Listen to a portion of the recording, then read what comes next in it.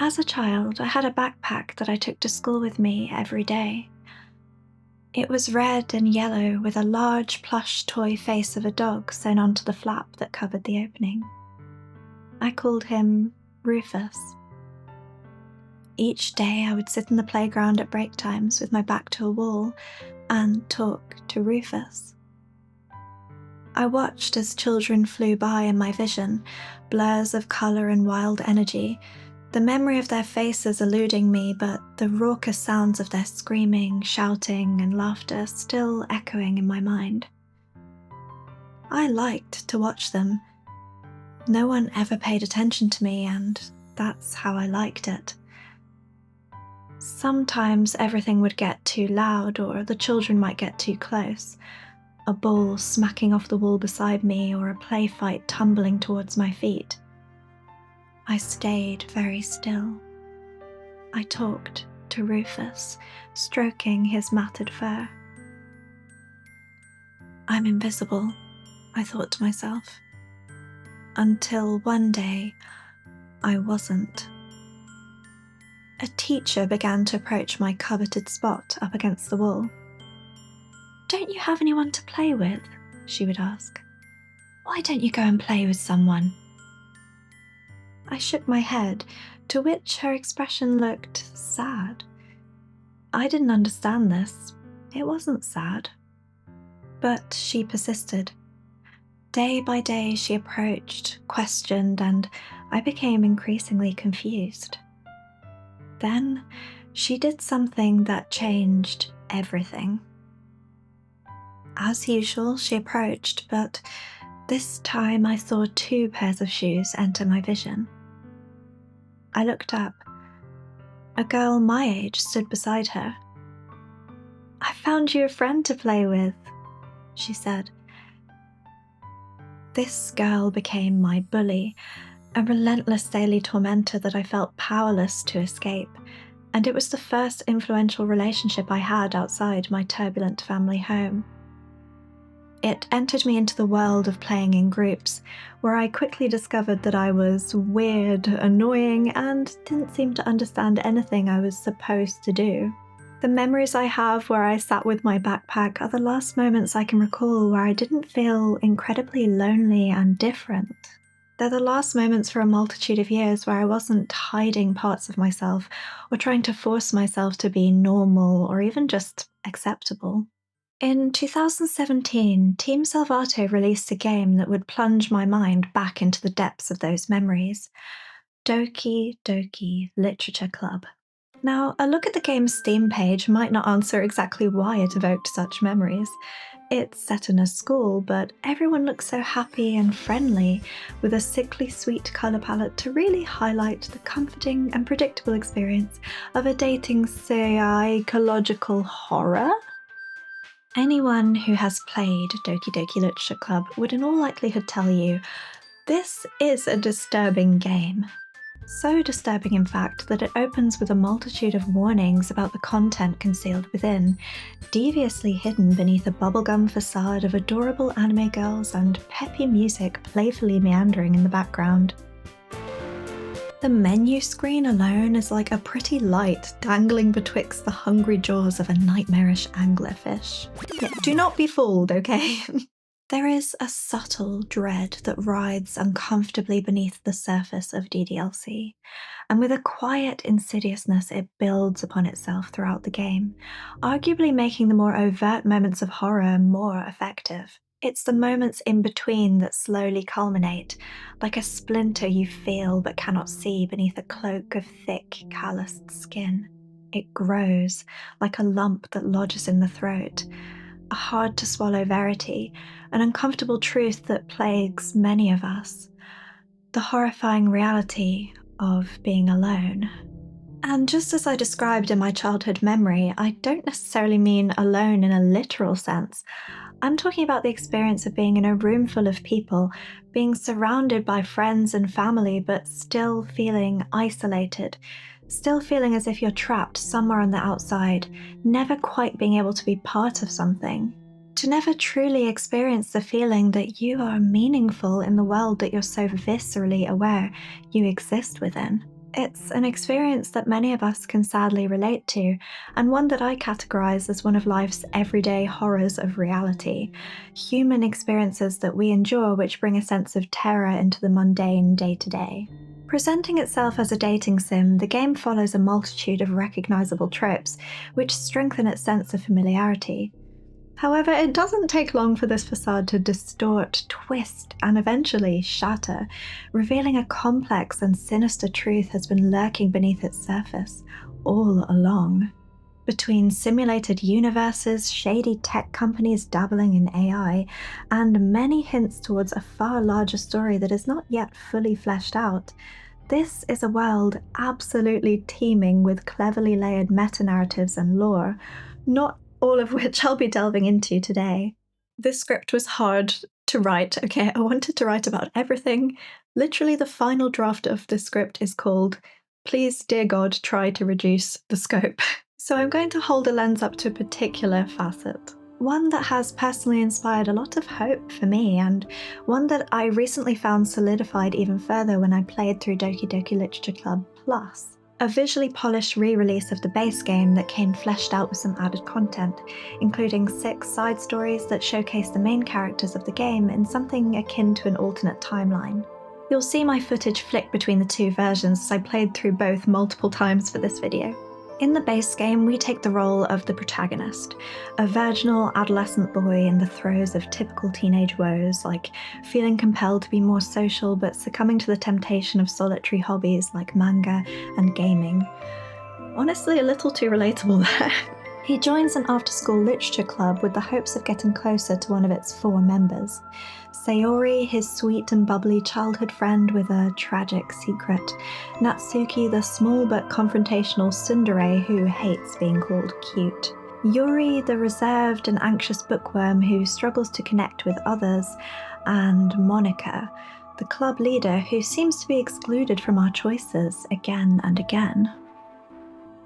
Things appear to be fairly normal at first, but as the events of the game unfurl to a slow and carefully executed revelation, we come to realize that Monika has become aware of the fact that she is a character in a video game. Still bound by the coded-in intentions of the game, a dating sim in which the girl's purpose is to be pursued, she finds herself frustrated and horrified by her constant inability to be chosen, trying everything just to get our attention, to find some meaning in her barren existence, and tearing down the entire world around her in the process. It's easy to see how such a premise could be horrifying, and it is.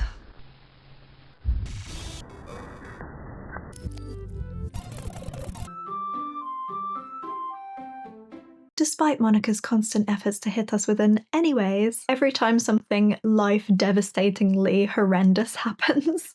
But all that aside, I do think there is a specific ingredient that made DDLC such a standout instant classic that left a lasting impact. It is different. The most apparent difference for me is that it dealt with some very personal, shocking, and human experiences that aren't often explored with such authenticity in video games. Despite its undeniable horror and unparalleled ability to crawl under its player's skin, DDLC somehow manages to equally be able to handle portrayals of dark, upsetting, relatable dimensions of the human experience in a way that hits uncomfortably close to home. I feel that's the reason its scares are so effective, because it dabbles in a sort of horror too unthinkable to expect. The kind of horror that feels distant when you turn to the escape of a digital world. It brings you horrors that feel real, that feel possible, where you expected something supernatural, something out of the realms of our reality. Where the horror genre typically threatens us with monstrousness, Doki Doki Literature Club does the unexpected by bringing you something uncomfortably human. Just how does it do this? Well, there are a few ways that I would like to unravel with you most thoroughly today. I want to look at how DDLC humanizes its characters, toys with player agency, mirrors us in its antagonist, and how the game itself feels alive, taking on a sort of human skin of its own by expressing its secrets through the creative means of poetry. I want to dissect how all of these elements culminate to tell a story about the everyday horrors of our reality as people, and how it posits that we might find happiness, solace, and connection in the loneliness of it all. Now, without further ado, welcome to the Literature Club. Don't forget to sharpen your pencils.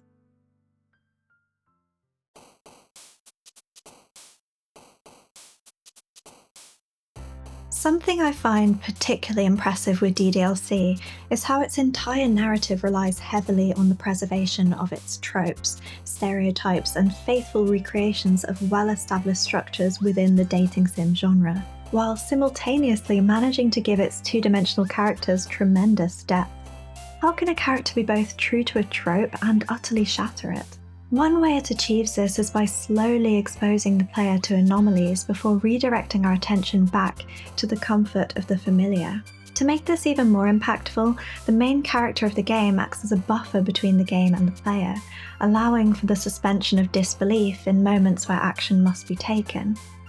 The very structure of the game allows it to reasonably diminish player agency to almost nothing, enabling it to maintain control over what the player sees and when. For example, the established relationship between the main character and Sayori disallows the player, who may be more likely to be curious or emotionally aware, from being able to reveal Sayori's struggles too early. The friendship between the two is such an integral part of the first act that the very core of their dynamic is just a mirror of how the game keeps the player in a false sense of security. The protagonist has a set understanding of Sayori that we are consistently and repeatedly reminded of and invited to share in. And why not? After all, he knows her better than anyone. They are childhood friends. By his account, Sayori is an exaggeratedly sweet, happy, and bubbly personality, embodying all the typical traits of both the childhood friend and daydreamer tropes often seen in romance media. Our main character notes that their closeness is only due to the bond of time, however, rather than someone he would choose to make a connection with now that he is older. This quite neatly rationalizes why the two of them are friends, as it is immediately apparent that they are very different. Sayori appears to be a relentlessly positive, outgoing person, displaying an intense care and concern for her friend from the very first scene. She expresses a strong desire for the protagonist's well-being, and a motivation to support him in getting out there, to break free from habits of self-isolation and have new experiences, to above all be happy. Like her. The protagonist reiterates to the player just how carefree, positive, and untroubled she is through his inner thoughts, even expressing a wish that he could be able to see the world through her eyes someday. Despite Sayori's unwavering care, thoughtfulness, and kindness towards the main character, he seems to make a habit of frequently putting her down, expressing embarrassment over her personality and describing her as annoying and weird. This is presented through what could easily be interpreted as banter between friends, but something that stood out to me rather immediately was that the snarky comments are entirely one-sided, with Sayori usually laughing them off or playfully calling him a meanie. His judgmental comments also frequently express themselves internally, removing the element of connection through humour entirely. Personally, I do lean towards being forgiving of the protagonist, since he's just a teenager and he doesn't seem to be very experienced or mature. Still though, it is disheartening to see a person be so disparaging to someone who's putting so much thought and energy towards them. Sayori is an outlier in this regard, as the main character is shown to be understanding, forgiving, and empathetic to the other girls, even when opportunities to engage in the same sort of banter are ample. Monika exhibits similar behaviours several times throughout the first act, leaping on chances to prop herself up on other club members through humiliation. Each time this happens, the protagonist is shown to be reassuring and emotionally aware, a consequence of his wish to get closer to them, but equally due to the fact that they actually show their discomfort where Sayori does not. Sayori essentially permits the main character, and by extension us, to disregard what we see and feel by redirecting our attention away from the main character's more negative attributes. She consistently praises him and their friendship, making a point of highlighting it as something special, something positive, asking us to ignore our own conclusions, to disregard our own discomfort. This is a pattern that perpetually repeats with her as the story progresses until eventually the player is put in a position where they can no longer be reasonably asked to ignore anything. I imagine this as almost being like a ribbon wound around a spool. If you hold the end in place and twist the spool, twisting and turning until the ribbon is barely clinging onto its core, when you finally let go, everything unravels at once, revealing the naked truth within.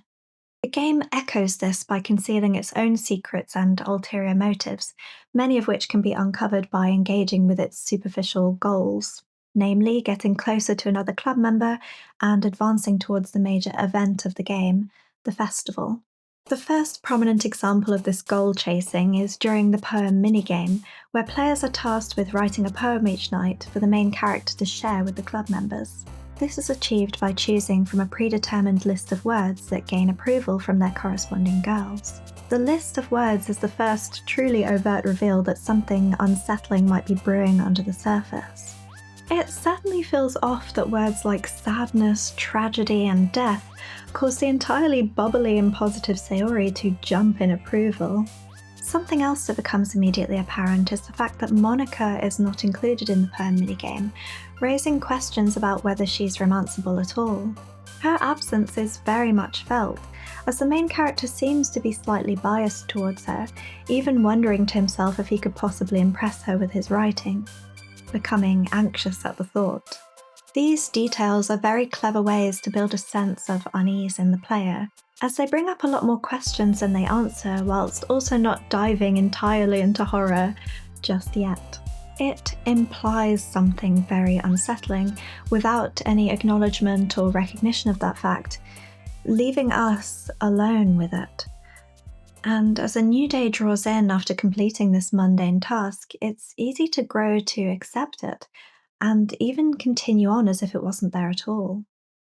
This is how Sayori manages to maintain her trope in tandem with the game, because both she and the game rely on their abilities to dismantle themselves slowly, hidden in plain sight. By the time Sayori is deleted by Act 2, the mask has already slipped. The game, in other words Monika, no longer clings on to the need to keep the player in the realm of security. Sayori's slow unravelling leads to what I feel is one of the most powerful scenes of psychological horror I have ever experienced in gaming. Unfortunately, I can neither show it to you nor say the word on YouTube, but what she is driven to is made so shocking because of how insidiously the game both involves us in and excludes us from her descent. This is through repeatedly showing us evidence of her inner world through her poetry, along with physical and verbal clues, before disallowing us to engage with or be curious about it. Now, as mentioned, the game achieves this by filtering our own agency through the protagonist, someone who is already locked into a sort of social contract with Sayori that has spanned long enough to make it believable. The moments where this stands out the most to me are experienced on Sayori's route, where her preferred words are chosen from the list and you get to experience some more intimate moments with her. Several of these moments unfold in quick succession when the main character accompanies her to retrieve some materials for festival preparations. As they leave the club room together, more light starts to be shed on the relationship between them. Constant allusions to her childlike whimsy and positivity litter his words as they frolic through the school hallways together. Sayori tells him about the plans she has with Monika to do poetry performances at the festival as a way to entice people's interest in the club. The protagonist views this as dull, sparking Sayori to spontaneously perform one of her poems in the middle of the hallway. Beneath my feet, a flower stands alone. It beckons to me. I twist the stem, freeing it from its clinging roots, caressing the final joyous moment between my fingers. But to what ends? I look in every direction, and the field I stand in, the prosperous field, is a barren wasteland. There's a lot to unpack here. It seems to me when looking at this section of Sayori's poem that the flower here represents happiness, joy, positive emotions, and even life itself. In plucking something beautiful, something that brings her pleasant emotions, she got to savor the moment between her fingers, but removing the flower and taking it for herself has simultaneously doomed it to perish. The reveal when she looks around to see a once flourishing field of happiness, hope, and life has been plucked down to nothing but shriveled stems and dirt signifies that she has spent a long time trying to hold on to happiness, to keep it without it dying, or without it having to represent some kind of sacrifice for someone else. It seems that Sayori is communicating something deeply personal here, while stopping short of being overt enough for the main character to catch on. Sayori views her deriving happiness and indulging in the things she wants as a selfish act that sucks the life from others. She has been shown to consistently shift the focus from herself onto the struggles or sadness of others again and again, while showing no sign at all of having anything other than a positive and happy mindset herself. Well, until you look at her words and poems, of course. The protagonist responds in a very typical way for him. "It's impossible for me to take you seriously when you talk like that." Protagonist eye roll moment. And as Sayori reacts as she usually does when he puts her down or underestimates her, playfully calling him a meanie, he adds that it's just because it's such a contrast to her usual cute self. I mean, he's right, it is, but something is starting to tell me that might just be by design. I guess that means I'm doing a good job. At what, Sayori? At what? Main character, for the love of God, ask some questions, man. Apologies. Our main character just waltzes on past this interaction, going on to make another remark on what an unchanging ball of sunshine she is, just drawing in happy vibes from the world around her. The fact that sentence is a direct contrast to the poem Sayori just read it's painful. It's painful. I mean, she just plainly told him that she is unable to or deeply unhappy with trying to find said happy vibes from the world around her, as it literally makes her world feel like a barren wasteland of filth. The protagonist himself starts to reveal a little more too, realizing what a nostalgic feeling it is spending time with Sayori, especially after having been in the habit of spending more time alone in his room. He acknowledges to himself that being around her feels special. She does seem to have that effect on people. As they look for materials, the protagonist rushes her as she searches for her favorite color crayon, causing Sayori to hit her head on a shelf. Geez, Sayori, that's just like you, isn't it? He makes a plan to find something cold to put on her swelling head, to which Sayori tries to tell him he doesn't have to help her, that she doesn't mind looking like a unicorn, she doesn't want to cause a fuss. One might even say she doesn't want to pluck a flower from him. But as usual, the protagonist does the decent thing and goes to grab a cold bottle of juice that she might put against her head. He gives her the apple juice, prompting Sayori to absent-mindedly open it and start to drink, rather than using it as intended. "What are you doing? It's for your forehead, idiot." Sayori laughs this off, as usual, and as they sit there together, she begins to reminisce with a childhood memory that this moment seems to have evoked. This kind of reminds you of growing up, doesn't it? How we used to play outside all the time. I would always try to keep up with you. You were kind of oblivious in some ways. Like, I usually fell behind or had some trouble climbing on the things you did. But sometimes when I tried to do the things I couldn't, I would get myself hurt. I'd fall and scrape myself or get a bump, and I would start crying really hard. And you'd rush over as quick as you could. You would try really hard to get me to stop crying. It was almost like you blamed yourself and you were afraid of getting in trouble if someone found out, even though it really wasn't your fault at all, you know? This one moment, to me, says so much. This one memory, paired with everything we know about their friendship, says so much more about Sayori than anything else before this point, and the main character struggles to even remember it, reasoning that he was so focused on his games that he didn't pay enough attention to her, which inevitably led to her getting hurt. He suddenly realizes his part to play in this scenario too, that if he hadn't rushed her, she might not have hit herself. Is that a rare moment of the main character putting two and two together when it comes to Sayori? I'm impressed. Now, the reason this story is so significant is because it really helps us build a better understanding of what Sayori might be keeping from the main character, and by extension us, the player.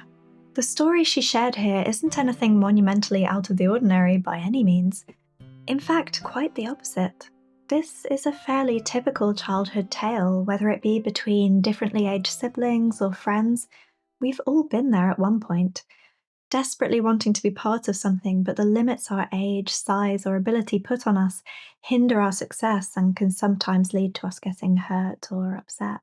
But for Sayori, who, if we remember her poem, is someone who feels her needs are a burden that hurt others, this kind of experience could have a much more significant impact. We don't know what Sayori's upbringing is like or what kind of support she does or doesn't have, but something has led her to view herself in this way, so we need to recontextualize this rather innocent story through the lens of someone who views the world differently to the norm. For Sayori, her desire, her wishes, her wanting to be part of something by playing with the protagonist, that's her seeking out the beautiful flowers, indulging in what life has to offer. When she inevitably couldn't keep up because the protagonist wasn't as invested in being with her while they played, she hurt herself, causing him to stop engaging with the things he wanted, the things he was interested in doing, to turn his attention to her. In Sayori's mind, her pain, her crying plucked the protagonist's flower.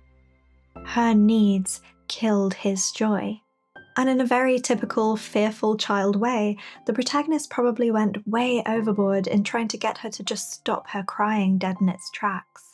He was actively reinforcing her false belief, even if unknowingly.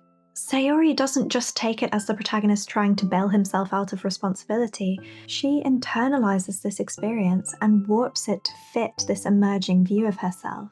She takes it like this: stop crying, stop feeling, so I can go back to being happy.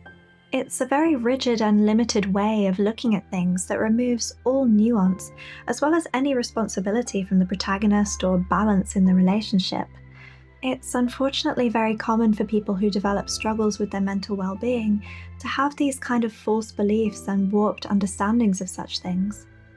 And such a formative and important relationship to Sayori would definitely have had a lasting impact on this developing worldview.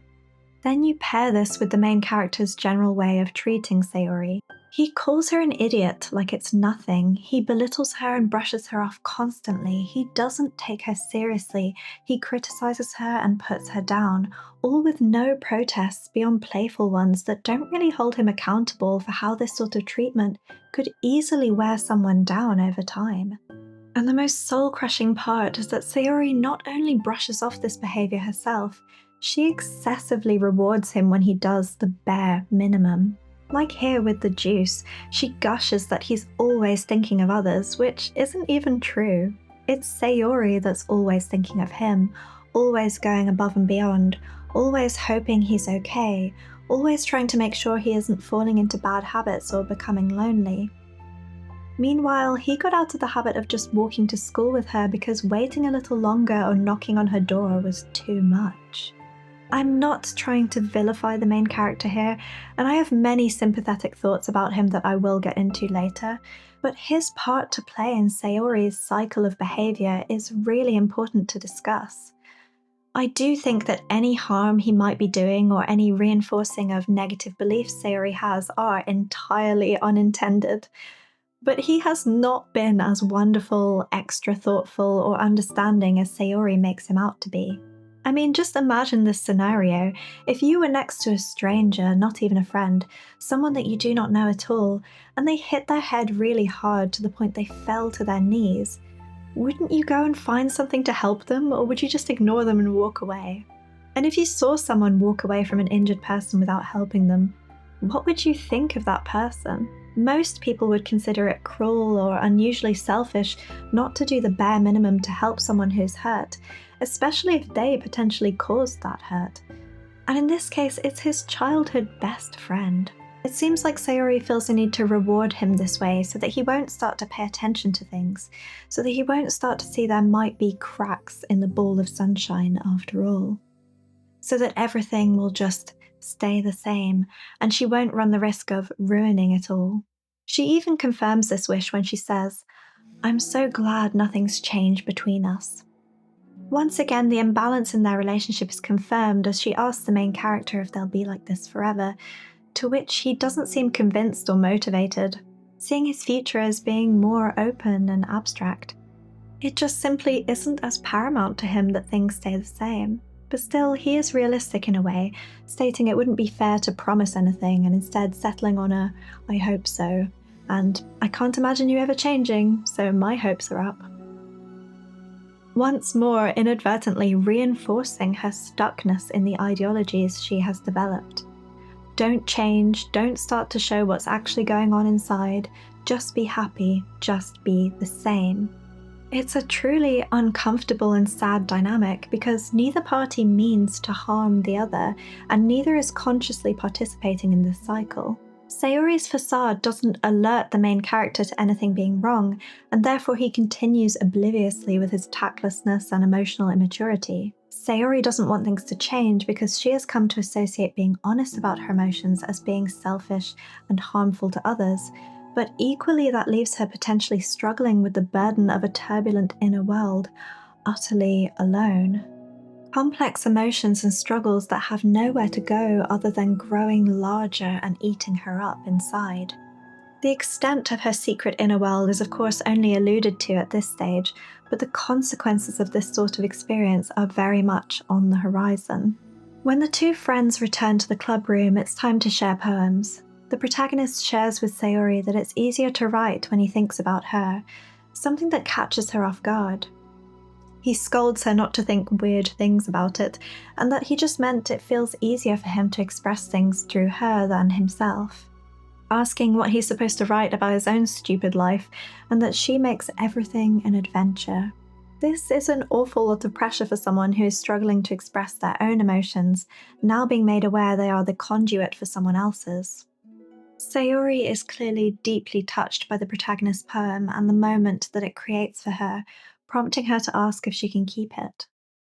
She explains that she wants it because it's the first time he's written something for her, which gets about as protesting of a reaction as you might expect from the main character, who says he absolutely did not write it for her. He relents either way and says he'll give it to her on the way home, to which Sayori has a visceral response, snapping her pencil, losing her balance, becoming physically shaken and having to sit down. It's clear how much this means to her, how deep of an importance his words have, and given her previous poem, it couldn't have been easy for her to actually ask to keep it. Her shock at being allowed to says it all. Next, Sayori shares her official poem of the day, and while this marks a major turning point in the game, it's a long one, but I think it's really worth reading out loud to feel the impact of it before we go through it. I pop off my scalp like the lid of a cookie jar. It's the secret place where I keep my dreams. Little balls of sunshine all rubbing together like a bundle of kittens. I reach inside with my thumb and forefinger and pluck one out. It's warm and tingly, but there's no time to waste. I put it in a bottle to keep it safe, and I put the bottle on the shelf with all the other bottles. Happy thoughts, happy thoughts, happy thoughts in bottles, all in a row. My collection makes me lots of friends, each bottle a starlight to make amends. Sometimes my friend feels a certain way, down comes a bottle to save the day. Night after night, more dreams, friend after friend, more bottles. Deeper and deeper my fingers go, like exploring a dark cave, discovering the secrets hiding in the nooks and crannies. Digging and digging, scraping and scraping. I blow dust off my bottle caps. It doesn't feel like time elapsed. My empty shelf could use some more. My friends look through my locked front door. Finally, all done, I open up and in come my friends. In they come in such a hurry. Do they want my bottles that much? I frantically pull them from the shelf, one after the other, holding them out to each and every friend, each and every bottle, but every time I let one go, it shatters against the tile beneath my feet. Happy thoughts, happy thoughts, happy thoughts in shards all over the floor. They were supposed to be for my friends who aren't smiling. They're all shouting, pleading something, but all I hear is echo, echo, echo, echo, echo.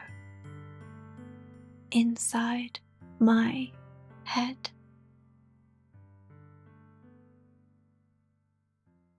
This now is by far the most overt that Sayori has ever been about what's going on for her internally. This poem is just so sad, so painfully sad, and beautifully illustrates the immense struggle of trying to stay happy and positive whilst in the throes of mental illness. Sayori tries and tries to find the joy and positivity to give her friends, because they have come to expect her to always be a source of this, an endless ray of sunshine they can always count on to remain the same. But her secret is revealed here, that she has to work incredibly hard, digging deeper and deeper into herself to try and scrape any remnant of emotion she can give them, a difficult task that requires her to feel around in the endless darkness of her sadness and despair to find any sign of light. And when she does, it immediately gets put aside to satisfy someone else, leaving her with an empty, numb mind in the process. Eventually, she inevitably runs out of this already sparse commodity, and her friends are left angry, upset, and frustrated with her for not staying the same, for not adhering to the construction of herself she has begged them to believe is real. Though this shouting, pleading something she refers to could easily be interpreted as her perception of what they might do or say when she isn't able to be her expected self, rather than a reflection of a true reality, more like her fears. She cannot really hear what they're saying, as evidenced by the echo she is left with. It's telling us that no matter what her friends might feel about her inability to be her best, it ultimately doesn't matter, because her inner critic is so powerful, so consuming, that it drowns all else from her mind, leaving her empty and unable to hear external perspectives faithfully. Sort of like how she interprets the main character's panic to get her to stop crying as a confirmation that her sadness is a burden, rather than being him just not knowing what to do or being afraid of getting the blame from someone else. Something important to note as well is that no matter what someone's reaction might be to her not being at her best, someone's mishandling of a situation has nothing to do with her or what she should feel and do, and everything to do with them and their own thought processes. This is something that is very difficult to separate for someone in this mental state, where everything turns into self-blame and everything turns into being their own responsibility and shortcomings, rather than a nuanced situation where detailed communication, balance, and understanding are required. The main character doesn't know what to do with this at all, his first response being disbelief, and struggling to imagine how something like this came from her at all. Sayori tells him that she's been very in touch with her feelings lately, confirming this poem to be a true reflection of her inner world. The main character then says what many of us might have felt in this moment, that it is sort of disturbing to suddenly be faced with the reality of someone's turmoil after being consistently forced thus far to ignore any signs of it again and again. It's an example of those in-between moments DDLC excels at capturing, the hiding in plain sight, the self-deception we have been encouraged to engage in, all now leading to this small moment of confirmation that, yes, actually there is something dark going on here. But you're still left alone with it as the protagonist opts not to think about it too much. which of course forces you as the player to do the same, as our choices and agency are entirely chained to his. Now, Sayori says something very lovely here that I want to highlight and hold on to for later, where she explains that she feels she was meant to express herself this way, and that it helped her to understand herself better. She describes writing as being like magic. This is something I very much agree with, being a devout believer in the power of art in processing deep and difficult emotions, or working on opening up an inner world that you struggle to share.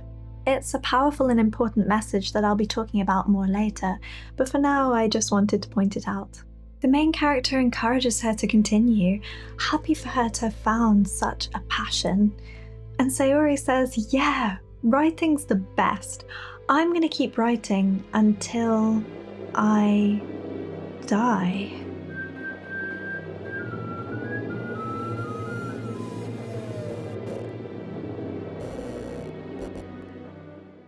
Now, interestingly, there are moments that the game sort of teases us by using other characters to bring in perspectives that we as players are disallowed from expressing ourselves. The most prominent example of this in my eyes has to be Natsuki. Natsuki is given the rather cruel fate of being both a voice of reason and alternative perspective, while simultaneously being bound to the trope most commonly associated with immaturity, overreaction, and oversensitivity. This invites the player and main character to engage in the preconceptions they have around her trope, with the intention of labeling her as mean, childish, jealous, and bratty, which has the knock-on effect of lessening the credence we are willing to give her words. She immediately presents herself as standoffish and skeptical, ensuring that her trope lands as soon as possible, with the game even going as far as to border on breaking the fourth wall to really cement it. When the protagonist tastes her cupcakes for the first time, he thanks her for making them, to which Natsuki becomes defensive, bringing her arms up across her chest and proclaiming she didn't make them for him. This will be a sprite we see often. The main character's reaction to her objection is what I wanted to highlight. When he says, "Haven't I heard this somewhere before?" he is alluding to the extremely common trope of the tsundere seen in anime and manga, both things he has explicitly stated his interest in and familiarity with. A tsundere is a Japanese term for a character with a hostile or abrasive personality that slowly softens or peels away to reveal a warmer, more friendly inside. The term has taken on a different skin in more modern works, broadening to include characters that seem to flip between states at seemingly trivial provocations, flitting between expressing feelings of romance to slapping away their apparent love interest in the next moment, often triggered by the embarrassment of admitting a vulnerable emotion. A phrase like, "It's not like I did this for you," is something almost akin to a catchphrase to the tsundere, which explains why it registered with the main character here. This is why, in my eyes, this sort of slots neatly in as a mini fourth wall break, easy to miss at this stage of the story, but amusing to examine now nonetheless. As yes, we are essentially in a manga-style visual novel right now, and Natsuki does on the surface seem to be your quintessential baka-proclaiming tsundere girl. Keeping this in mind, when Natsuki starts to emerge as the sort of reality check of the group, her tendency to cast judgment and be more overtly harsh in her choice of words creates a distance between the emotional response her words might evoke and the important truths they might be trying to convey. Some examples of this are when Natsuki interrupts Yuri's praising of the main character for joining the club, despite his lack of literature experience. She asserts that he doesn't deserve any slack, and that she knows from Sayori that he had no prior interest in joining clubs, hinting at her distrust of his intentions. She says, "I don't know if you plan to come here and hang out or what, but if you don't take us seriously, then you won't see the end of it."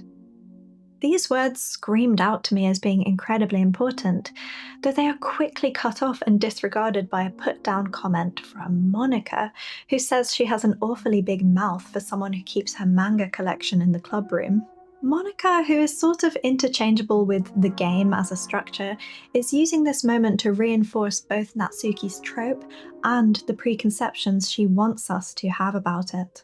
She uses Natsuki's insecurity about her interests to suggest her immaturity and perhaps even her hypocrisy, In other words, allowing us to lean into those beliefs about her and consequently feel we do not have to take her seriously.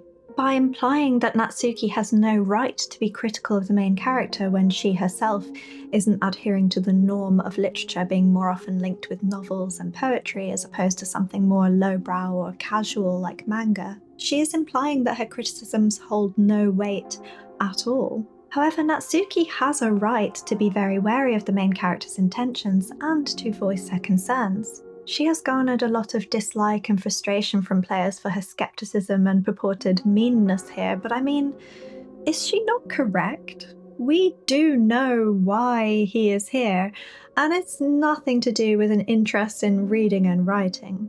This should be something that Monika gives credit to and offers to discuss with her in private, to take seriously, but instead is used as another moment to shut her down, to save the protagonist from having to confront the morality of his intentions. Of course, Monika's personal reasons for this are to attempt to pull attention towards herself, but it also serves as a greater device for the game to keep the player's minds suspended in their own preconceptions, making the subversions so much more intense later. Natsuki is holding a mirror up to the main character's desire, and once again by extension, the player, exposing the major incongruence that burrows its way neatly into the belly of the story, that there is a mismatch in intentions between these girls and the main character. The girls are here for the club, with a shared desire to make something special of it in their own individual ways. The protagonist, however, does not align with the existing trajectory of the group, and despite his internal recognition of this fact, that he does not share their enthusiasm, he still joins. The source of his motivation to join is what creates this major misalignment. The main character is here in the hopes to get closer to one of the members romantically, rather than to engage with the club itself in a meaningful way. Now, in my eyes, this is a morally ambiguous decision. It's one seen time and time again in these sorts of stories, again building on that sense of a familiar norm. The main character feigns interest in something for the chance to be close to those they desire. It's a common trope often left unquestioned, and well, it isn't inherently wrong. Being drawn to create a romantic connection with someone is a natural desire during adolescence, and there is no implication of an intention to harm or manipulate anyone, quite often the opposite, in fact. As events unfold, the main character is shown to be deeply affected by the pains and struggles of those around him, but as they say, the road to hell is paved with good intentions, and the main character's role in the game absolutely embodies that. Now, there is something to be said for the pressure he may have felt when the girls revealed they needed a fifth member to be a real club, but ultimately I land on the belief that he could have still been honest with them. He literally thinks to himself, if writing poems is the price I need to pay in order to spend every day with these beautiful girls, before verbally accepting his place, explicitly showing where he stands. There is criticism to be made here. In particular, if we try and look at things from the perspective of the girls, literature and the club itself are clearly important and deeply meaningful to them in different ways that have not yet been fully understood. And though the main character regards this to a degree by asking some surface-level questions, it is mostly shallow and seems to come from a place of self-interest. He is treating the club as a dating opportunity, as opposed to a place where individuals are attempting to pursue something meaningful for themselves and others. Due to his lack of emotional awareness, he also fails to consider that joining the club for superficial reasons could have serious implications for the members of the group, changing the dynamics and weakening the core intentions. This is something that Natsuki alludes to herself as she states, "Seriously? You brought a boy? Way to kill the atmosphere." Though she expresses it in a way that fits her trope, a way that is designed to make the player roll their eyes and feel attacked, the implications and fears that linger within this rather meta sentence reflect something very real. Jealousy, infighting, and insecurity increasingly rear their ugly heads as the protagonist inserts himself into the center of the club, leading to fatal consequences. Natsuki repeatedly displays signs of suffering from the ill effects of being judged and not taken seriously, both for her size and age, but also for her interests. She may say what she thinks quite plainly in some circumstances, especially those where she feels threatened, but there are several examples of her holding back or clearly feeling insecure, like keeping quiet about her love of manga when the topic arises, or when she watches to see if the main character would like her cupcakes, or when she looked at him and decided against sharing the reason she didn't like the horror genre, as that would require vulnerability. Following Natsuki's route follows the familiar tropes the player might expect to see from a tsundere character, and unlike Sayori's slow dismantling, it stays quite true to expectations. Natsuki does slowly soften as the main character puts in an effort to connect with her and show her that he cares.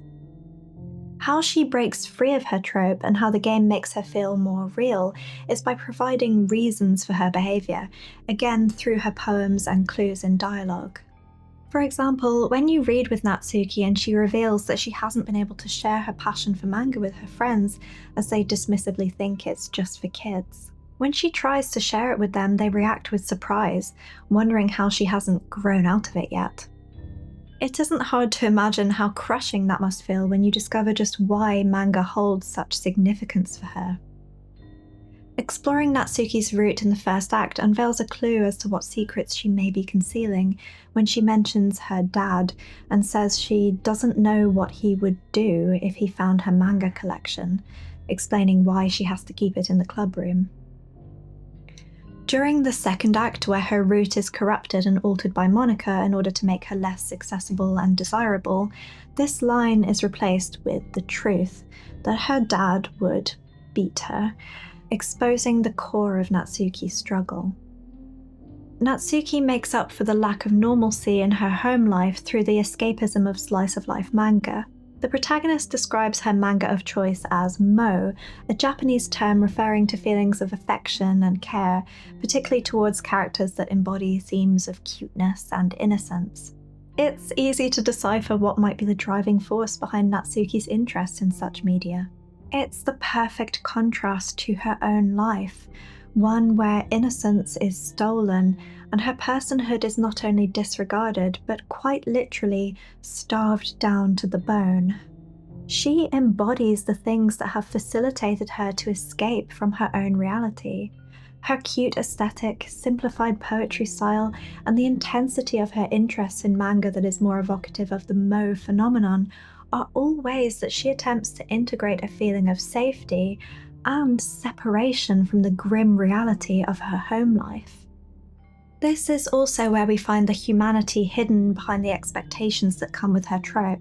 Her sharpness is also a defense mechanism, a way to protect herself specifically from vulnerability, which she isn't allowed in her home life.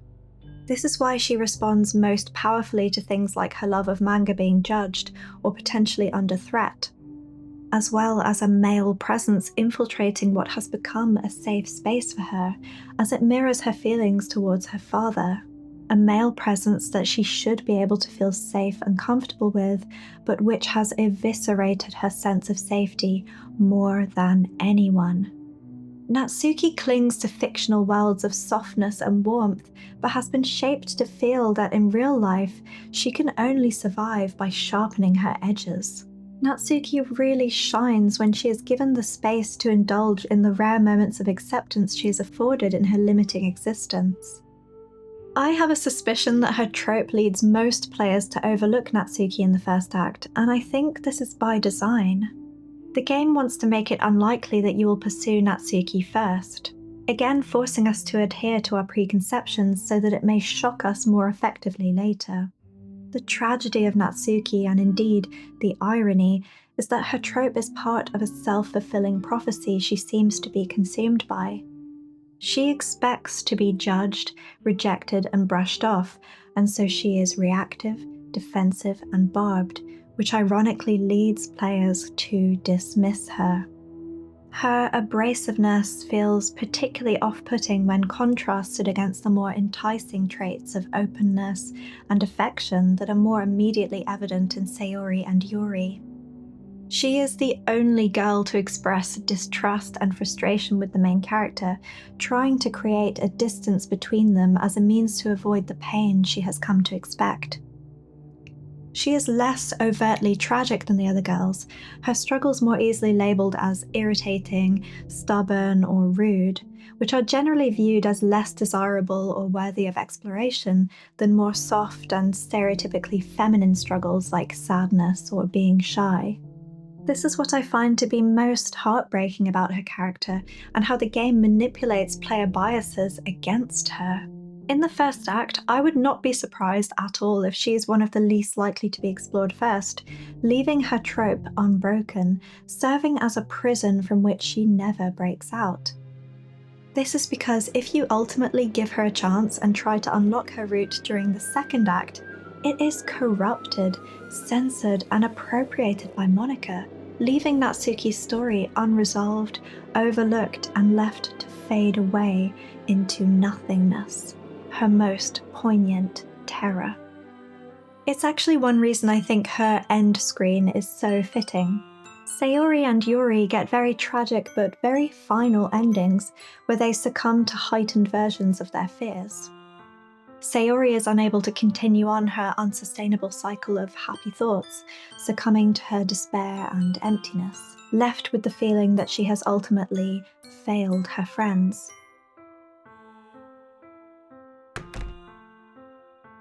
Yuri is driven to insanity by her obsessive thoughts, fulfilling her greatest fear of being too much, of making those she cares for uncomfortable or imposing on them.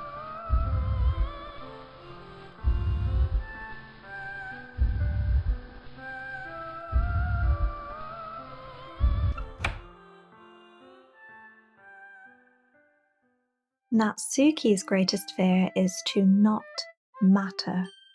Her greatest fear is for her friends to overlook her, to think she isn't worth the effort. She does have an end screen, but it isn't integral to the playthrough, only happening under certain circumstances and not being a true end at all, as evidenced by the end text being backwards and her reappearing as usual right afterwards.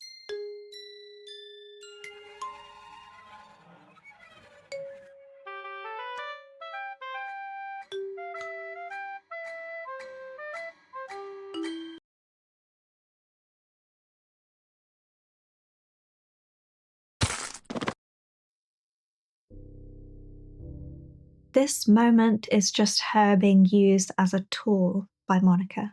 Instead, her real conclusion is always to just be deleted.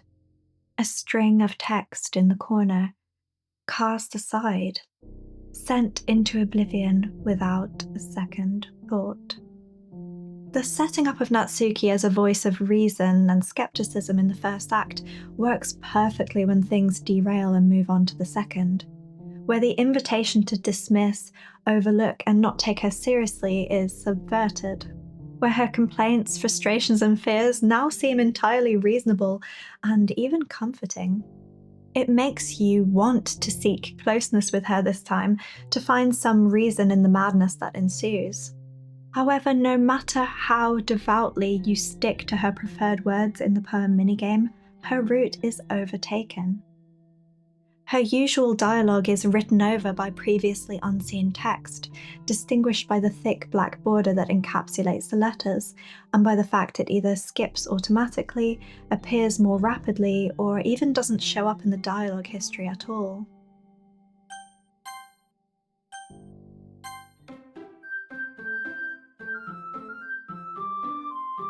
With the removal of Sayori, who brought a certain protective factor to the group through her desire to make everyone happy, the tension arising from the natural rivalry between Natsuki and Yuri is left unrestrained as well. This means when the more obsessive and intense facets of Yuri's personality are altered to spiral out of control by Monika, she ultimately smothers Natsuki's ability to flourish or to reach the player with her concerns, even if by this stage they have grown to become open to them.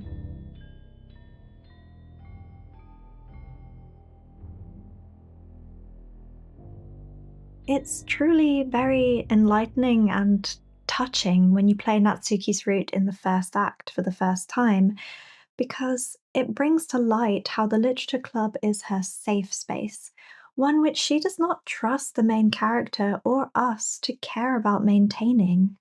So, when you filter out the bark of her self protection and put in the effort to engage with the pieces of her world that feel most vulnerable and essential to her, such as defending her writing style or reading her favourite manga with her, it clearly means a great deal, as seen in the poem she writes for the protagonist on her route.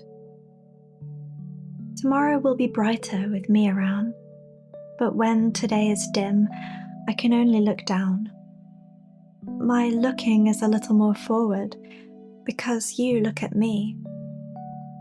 When I want to say something, I say it with a shout, but my truest feelings can never come out.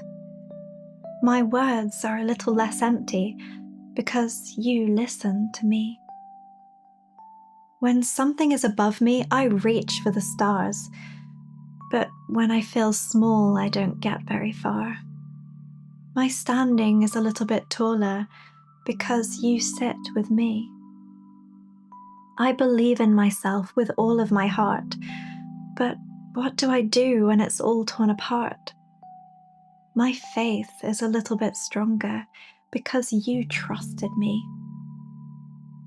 My pen always puts my feelings to the test. I'm not a good writer, but my best is my best. My poems are a little bit dearer because you think of me. Because you. God damn it, it really brings a tear to my eye, that one.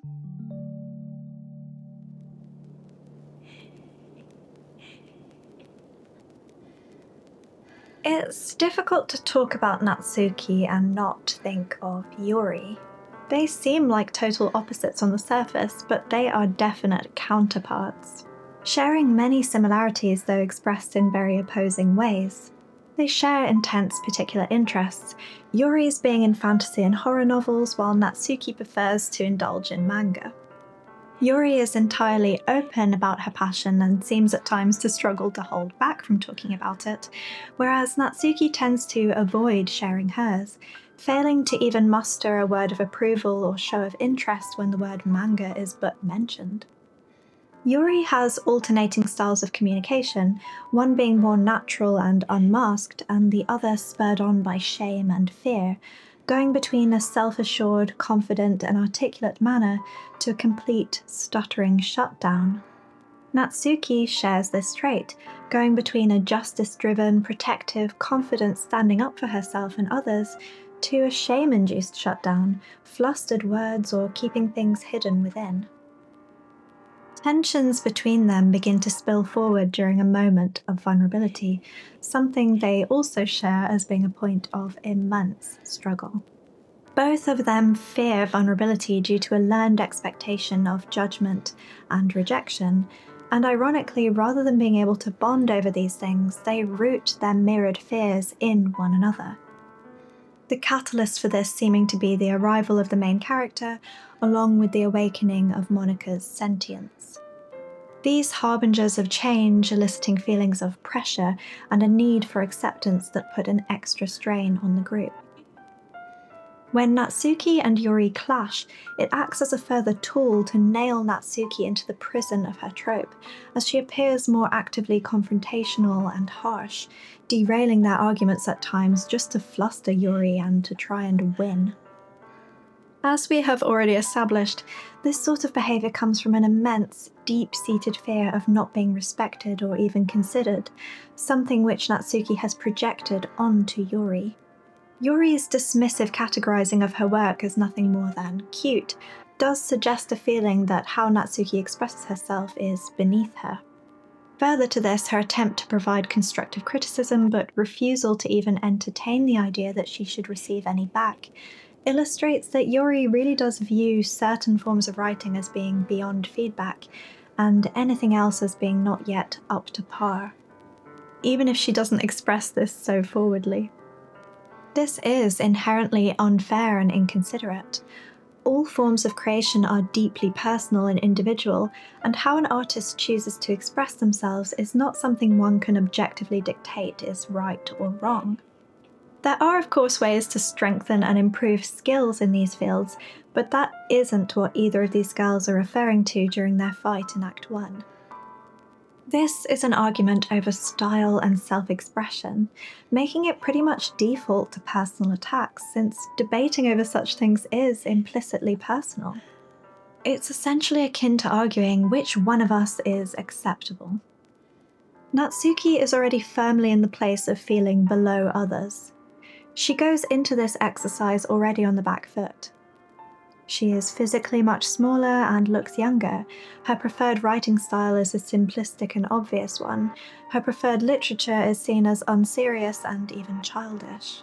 These handful of facts alone have clearly been enough to create much torment within her, unsurprisingly leading to a defensive stance when in the face of someone whose writing style is essentially the opposite of hers. When Natsuki reads Yuri's poem, she feels attacked. Not understanding the hidden meanings and not appreciating being forced to try and decipher them, it causes her to become frustrated. She doesn't understand how such writing is supposed to leave the reader with anything more than a feeling of disconnection and confusion. When Yuri reads Natsuki's poem, she's left unsatisfied and unimpressed by the simplicity and overtness of the message, causing her to simply disregard its value. It isn't worth her time and consideration, beyond being an opportunity to flex her honed skills and provide advice. Both girls are wrong here, and both are drawing from places of pain and insecurity, as well as once again a lack of communication and curiosity. There was an opportunity here for a really interesting and fruitful discussion about different styles, a chance to be curious and respectful with each other, to show a want to understand. But neither of them was able to engage with this on their own. The involvement of the main character in their debacle all but confirms that it was influenced by his presence, and later on when Sayori reveals they have never argued in this way before, it isn't too difficult to see what's happening here. The game uses the very personal, painful struggles of these girls, disallowing them the freedom to explore and connect over what they share, to instead appropriate their struggles to use as a choice to present to the player. Pick a side, earn their love. It's rather skin-crawling when you look back on it after experiencing all the game's revelations, and is an example of the extremely effective method of lingering discomfort and horror that DDLC makes frequent use of. Their conflict isn't about petty arguments and deciding which writing style is more effective. It's a defense mechanism against the fear of being discarded, undesirable, and unacceptable in the eyes of someone new. Natsuki sees Yuri's indulgence and openness as something she cannot allow herself, while Yuri sees Natsuki's restraint as something she fears being forced into. The sad thing is that both of them want acceptance without judgment, and by rooting their fears into one another, they make them real. Both are desperate for control over their own self-worth, but due to the structure of the game, they are forced to hand that control over to the player, whose choices effectively dictate whether they are worthy of that or not. Themes of powerlessness and losing control are absolutely rife in Yuri's route, particularly so in Act 2 when Monika begins to alter her, but it can be noticed well before that in more subtle ways too. Yuri is a complex character that follows the tropes of being shy and intellectual. She appears to be the most passionate and deeply entwined in the world of literature, creating profoundly layered and symbolic poems which contrast with her intermittent struggles with verbal communication. She enjoys preparing tea in the classroom, expressing how it elevates her reading experience and clearly hoping to share this finding with others, at times not realizing that someone may not share her passion. Unlike Natsuki, who hides and avoids the things that bring her comfort, Yuri entirely indulges in what brings her a sense of escape. She seems to have a wish to connect, but has been crushed by the consequences of not fitting certain societal norms. Where Natsuki doesn't feel like she is enough, Yuri fears being too much.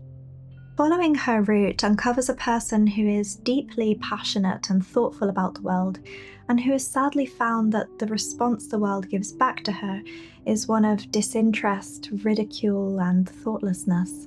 One that does not care to try to understand or connect with her on a deeper level, as her idiosyncrasies and quirks often prompt a fast judgment or pity. This is no clearer than when she tells the main character, "If I hadn't learned to embrace my own weirdness, I would probably hate myself." This line is bittersweet, as though Yuri clearly embraces her interests and quirks to a degree, she still suffers with fears of judgment and rejection from others nonetheless. It may not lead her to hide her passions, but she certainly isn't free from the self-loathing and overthinking that come from her experience of being outside the social norm.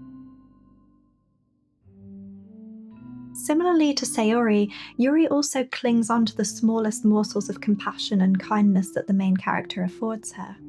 Things that many take for granted, like having a single person in your life that shows an interest in your interests, even if they don't share them. The value of this little effort cannot be understated here, and it's something that can leave people like Yuri vulnerable to exploitation. While the main character does not necessarily have nefarious intentions here, that doesn't mean his ulterior motive of trying to impress Yuri to gain something in return, a potential romance, is not morally grey. If you don't take other people's rich and complicated experiences of the world into account, you run the risk of hurting them. That's just how it is. Despite this, I want to make a note here for later about the positives that come from engaging in Yuri's route.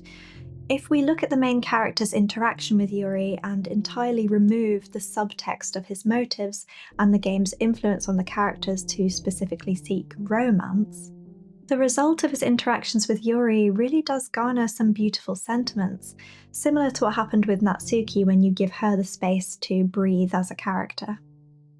The small effort that the protagonist makes to show Yuri that she should be treated the same as anyone else, no matter her differences, no matter her interests, no matter her struggles, does have a significant impact on her.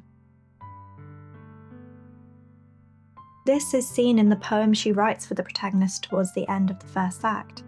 It builds on a previous poem where Yuri is expressing feelings of futility and resignation to a soulless and empty future she sees approaching as an inevitability. A cold, sterile future in which she does not see a place for herself, and so she tries to savor the amber glow, the inviting warmth of what makes her feel she still has a place in the world. A glow that is slowly flickering out of existence, as she does in tandem. I view this as Yuri's indulgences, her passion and emotion, the things that bring her comfort, but that ultimately lead to others judging, rejecting, or ridiculing her. Her more dangerous or destructive comforts being the most obvious, unspoken inclusion here. The renewed version of this poem that comes as a result of the protagonist's acceptance of her goes as follows. The tendrils of my hair illuminate beneath the amber glow, bathing. In the distance, a blue-green light flickers. A lone figure crosses its path, a silhouette obstructing the eerie glow. My heart pounds. The silhouette grows, closer, closer. I open my umbrella, casting a shadow to shield me from visibility. But I'm too late. He steps into the streetlight. I gasp and drop my umbrella. The light flickers. My heart pounds. He raises his arm. Time stops. The only indication of movement is the amber light flickering against his outstretched arm. The flickering light is in rhythm with the pounding of my heart, teasing me for succumbing to this forbidden emotion. Have you ever heard of a ghost feeling warmth before? Giving up on understanding, I laugh. Understanding is overrated. I touch his hand. the flickering stops. Ghosts are blue-green. My heart is amber. Essentially, Yuri feels seen. The silhouette, which clearly represents the main character, stepping into the glow without hesitation to simply share in it with her, allows her to find hope that the warmth of her comforts can be embraced, can go on, do not need to isolate her or end her existence. The blue-green lights do make me wonder if they might be there to represent Monika and Sayori, the girls Yuri perhaps sees as a threat. Those who represent a seeming ease to communicate and assimilate into society in a way that Yuri and Natsuki struggle with. The main character ignoring those preferable characteristics, leaving them instead to fade behind him, could be Yuri feeling the effects of being chosen, something that she does not understand but ultimately decides she doesn't need to. It allows her to channel the warmth of the light into her own heart, to find a way to create her own happiness from within, something she really deserves to find. The only downside of this poem is the foundation on which it is built. It is built on a feeling that the main character truly sees her, when in reality there is so much about her that he fails to consider or has yet to see. The main character's acceptance of Yuri is one without nuance, as he lacks a genuine and authentic understanding of her. The poem minigame feels like such a fantastic representation of this, where we as players mindlessly pick from the same words again and again, hoping they will make the right girl jump in acceptance, without being challenged in the moment to consider the meaning of what we are choosing. The protagonist is unaware of the more destructive elements of the ways Yuri has learned to cope with the world, and so his encouragement remains superficial, allowing the more dangerous sides of her to develop and persist, remaining unchecked. While his acceptance of Yuri is genuine, just as his care for Sayori was, he repeats a pattern here of potentially feeding into established complex behaviours without first understanding them. He is blinded by the more simplistic, goal-focused point of the game to gain something more with a club member. This highlights one of the tragedies of the main character himself, who is also held by the parameters the game imposes on him, causing a naive venture into a world where he unintentionally becomes complicit with some truly dark sides of humanity.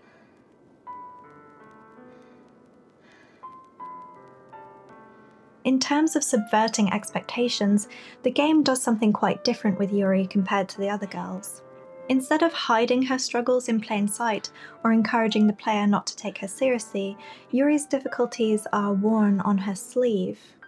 Her pains are clear from the start, with her chronic shyness and intermittent struggles with communication leading the main character to note, even on first meeting, how clear it is that she prefers the company of books, people being a more complex and difficult puzzle for her to piece together. I feel you, Yuri, I feel you. Her desire to connect with others, but the innate difficulties she has with it, are evidenced by her flitting between beautiful eloquence and clarity in her communication to diminishing down within herself, becoming visibly flustered and struggling to make eye contact or even speak at all. In order to break free of her trope, DDLC makes Yuri's route one of extremes. Where a player may anticipate a more reserved, slow-paced, and emotionally connecting experience, they are instead taken onto a path of sensuality and violence. Where a player may assume that Yuri's route is one in which they may have the most control, it eventually spirals in the complete opposite direction. The degree to which this goes isn't entirely consummated until the second act, but focusing on her in Act 1 most certainly has a different feel to it than the moments experienced with Sayori and Natsuki. There are a lot more sensual undertones to her route, with allusions to her chest size, physical closeness, the act of feeding her chocolate as their breathing begins to labour and the protagonist's heart begins to race. It isn't exactly a reach to note the more mature connotations on this path, and their stark contrast to her appearing to be the most reserved. It does draw my mind to the fantasy of a woman who is both reserved, shy, and quiet, whilst harbouring a secret side of unbridled desire that might be unlocked. DDLC uses this stereotypical fantasy and twists it into something uncontrollable and destructive, using the player's own desire as a weapon. Interestingly, Monika seems to be the most unfiltered with her interruptions and attempts to get between the protagonist and Yuri in particular. While her attempts to keep him apart from the other girls has an air of comedic timing about it, the interactions that result from her interfering with Yuri's route feel more personal. It's safe to say that Monika's behaviour, like the game itself, is always by design. She is trying to expose something to the player here, to allow for certain elements of Yuri's personality and ways in which she copes with interactions to trickle through. Yuri is more blunt towards her for a start, for example, telling her to mind her own business when she attempts to hinder the main character from joining her on a walk to get water for tea. She shows immediate regret at speaking before thinking here, putting her head against a wall and fearing she made herself look bad by speaking her mind, introducing an understanding that Yuri may at times voice her thoughts in an unfiltered way, which may have caused her issues in the past. When Monika is alone with the main character, she repeatedly engages in attempts to speak judgmentally about Yuri, saying things like, "Who knows what goes on in that head of hers?" and teasing the protagonist about liking her when he comes to her defense, insinuating she already has a boyfriend, a fictional one. Even the protagonist gleans the bullying edge her words carry, saying that he hopes she doesn't mean what she's saying in a bad way. I mean, what other way could it be meant? Because Yuri wears her struggles, the game presents her shyness as being like something the player can overcome. DDLC taps into the desire to fix or save someone by having his dialogue revolve around reassurance and defense. A player may have come to expect such an approach to be rewarded in a typical dating sim, and so here they are instead punished by being shown the consequences of human connection morphing into obsession.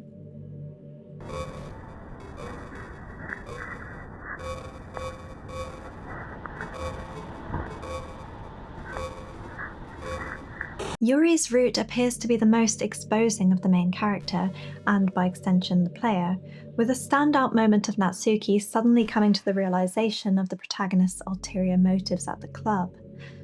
On showing her one of the Yuri-inspired poems, she suddenly stops mid-sentence with a look of disgust and rage plastered on her face. Through clenched teeth, she seethes. "Don't tell me. You're not just trying to impress Yuri, are you?" Noting how she would love this kind of angsty poem he had presented to her. She is clearly absolutely furious here, and though the protagonist expresses confusion over what he did wrong, saying, "I somehow struck a nerve, but what I did is beyond me," the fact his following thoughts allow him to disregard her upset by acknowledging, "I wasn't trying to impress her anyway," is pretty revealing. Of course, the protagonist is unaware on Yuri's route how important the safety of the clubroom is to Natsuki, and so this just appears as jealousy on first glance. But the level of her rage and disgust really speaks to Natsuki's perception of his presence as potentially predatory. She doesn't know what his intentions are, and his pursuit of Yuri in particular may strike a nerve with her in more ways than one. As described, their natural rivalry due to them being counterparts, but also Natsuki has outwardly acknowledged Yuri's potential as an object of desire. She did this by commenting on her chest size having apparently grown as a result of the main character joining the club. This could be viewed as a throwaway bitchy or jealous comment, but in a narrative sense, the game uses her accusations as a way to project sexuality onto Yuri early on. This is a key moment in the game's thematic setup of Yuri's Act 2 shift into another trope that takes the soft launch themes of obsession, desire, self-loathing, and defensiveness and cranks them up to 11.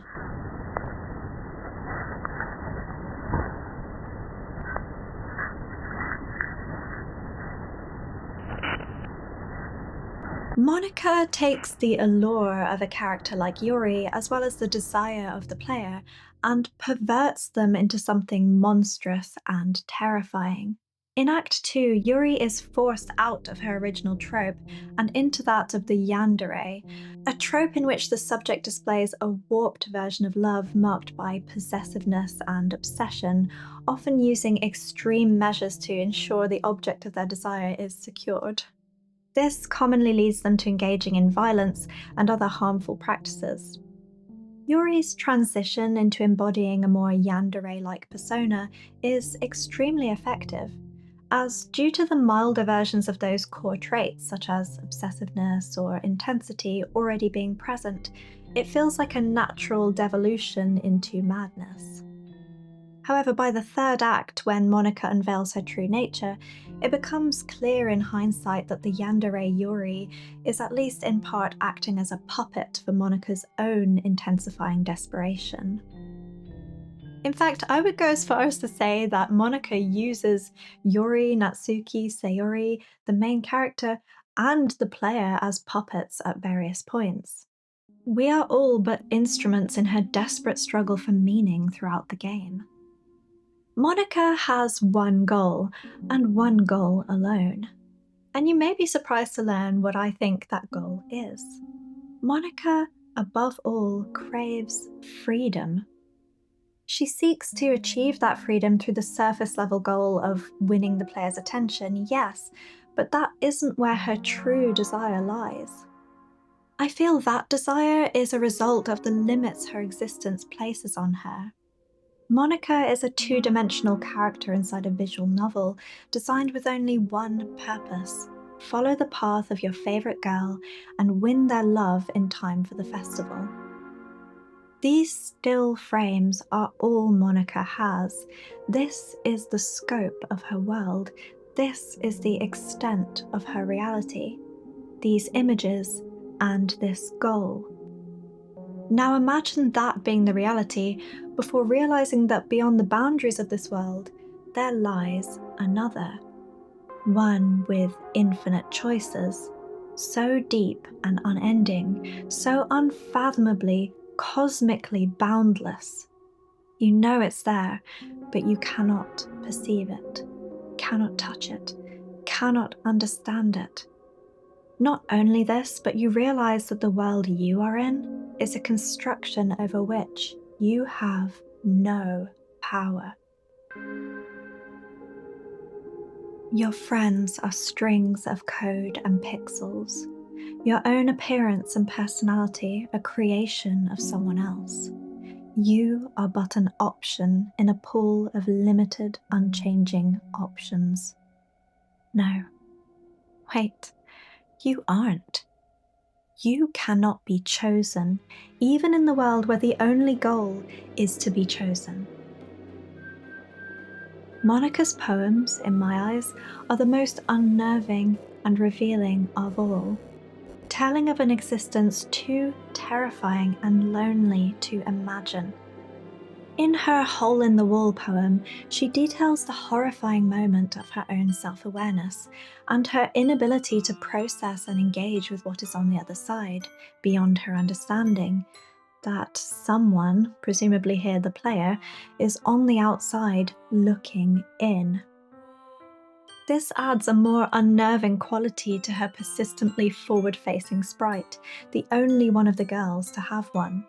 She is truly gazing out, through the protagonist, towards who she really wants to communicate with.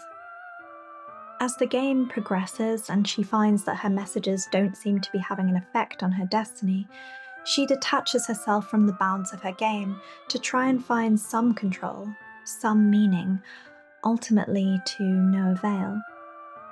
Monika represents the ultimate horror of self-awareness without agency.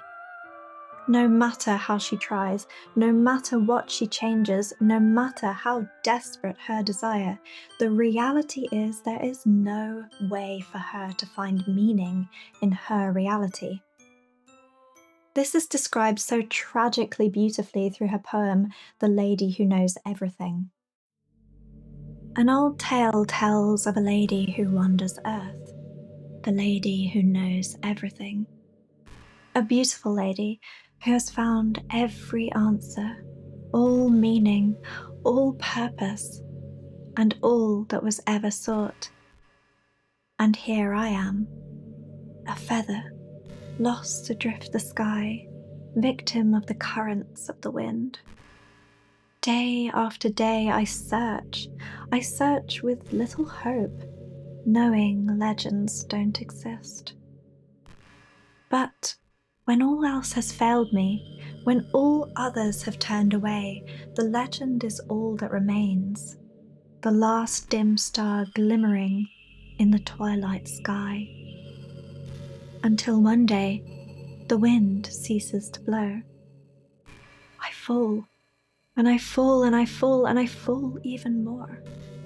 Gentle as a feather, a dry quill, expressionless. But a hand catches me between the thumb and forefinger, the hand of a beautiful lady. I look at her eyes and find no end to her gaze.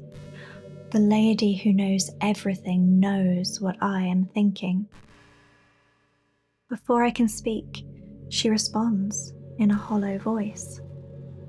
I have found every answer, all of which amount to nothing. There is no meaning, there is no purpose, and we seek only the impossible. I am not your legend. Your legend does not exist. And with a breath, she blows me back afloat, and I pick up a gust of wind. I love this poem so much. It's imbued with this melancholic, floaty, and powerless feeling that really doesn't inspire much hope. The subject of the poem is as helpless as a stray feather, succumbing to the whim of where the wind might steal it away to.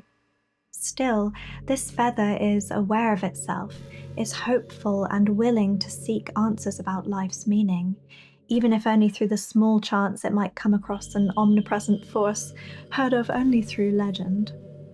Even when all else falters, when others turn away from answers or care not to know, the powerless feather stays true to its wish and seeks only to find that final possibility of learning life's meaning, until the wind suddenly ceases, causing the feather to fall. I love how she describes it here as a dry quill, expressionless, really demonstrating the utter lack of agency the subject has. The potential to be more, the potential to write, to express, to be more than a helplessly useless feather, but no ability, no ink, no control. With this in mind, it isn't hard to see that she's referring to herself here. But as the feather falls, it is caught. It has finally crossed paths with the lady who knows everything.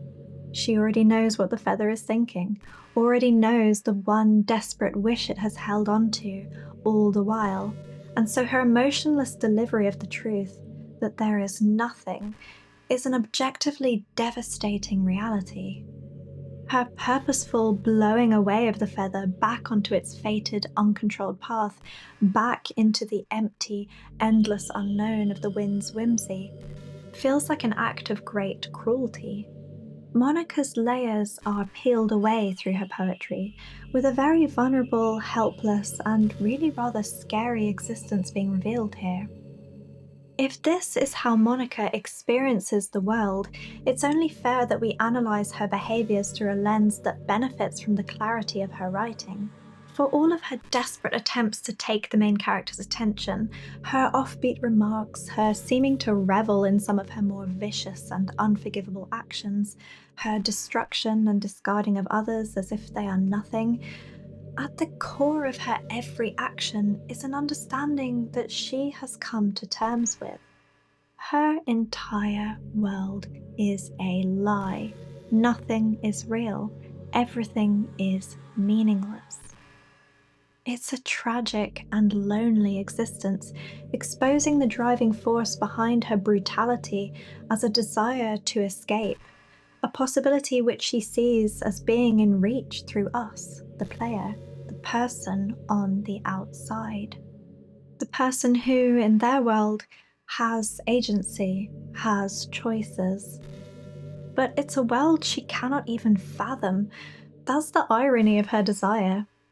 She wants something that is so beyond the possibilities of her reality that she cannot even perceive it, as evidenced by the fact that she admits she knows nothing about the player, not even the basics like whether they're male or female. The closest thing Monika can get to experiencing what the player does is by forcing them into her position, by methodically dismantling the already limited agency they have, inserting herself into the other girl's roots, creating her own scenes and buttons, rewriting the script, removing choice, tearing down every element of her world to force us in a room where all we can do is stare into her eyes and listen to her thoughts. All we can say to her is yes, forever and ever, with no player interaction necessary. Just Monika. She even goes as far as to repurpose the poem minigame so that every option is just Monika. Well, sort of. Moninsk? Where is Boo? Monka. Lor Nia, now you're not even trying. Moz, registered trademark. Ooh, Gonilla is not real. She cannot harm you. Her big reveal also shines a spotlight on the tragedy of the main character, who, through the nightmarish events of the second act, slowly faded out of existence, his dialogue becoming more and more sparse until he lost his personality entirely. It starts to become clear that the protagonist has not only been Monika's puppet throughout the game, but ours as well, as we use him in a sense to communicate and interact with the world of the literature club, albeit unintentionally, unlike the very deliberate Monika. He was never truly his own person, existing only to be controlled. Here, at the end of everything, we are no different. Monika's slow dismantling of the parameters of the game causes the protagonist to eventually fade away into obscurity because he no longer serves a purpose for either of us. I almost imagine him as being like fog on glass. As he dissipates into nothingness, all that's left is a mirror in which we, the player, see our reflection in the form of Monika. You see, the most unsettling truth that this game conceals from us is the parallel between Monika, the antagonist, and us, the real-world player. Helplessness, a lack of agency, loneliness, and a desire for connection, these are the common goals that she shares with us. Where we expect something supernatural, DDLC brings us something real. Where we expect monstrousness, DDLC brings us humanity, the horrifying reality of being alone. So Monika is holding up a mirror to the player here to reflect a few different things. The horror of being in a relationship where the other person doesn't truly see you, know you, understand you, but still insists on having you. The consideration that people are not just comprised of a limited string of options that can be navigated and won through saying the magic words. That you, the player, are also a complex being that may resonate with many of the stirring representations of the human experience that are displayed in the game, and that you are worthy of the time it takes to explore and understand someone. You don't just exist for someone else's pleasure, to be Monika's object of self-actualization and a toy to fulfill her desire for control.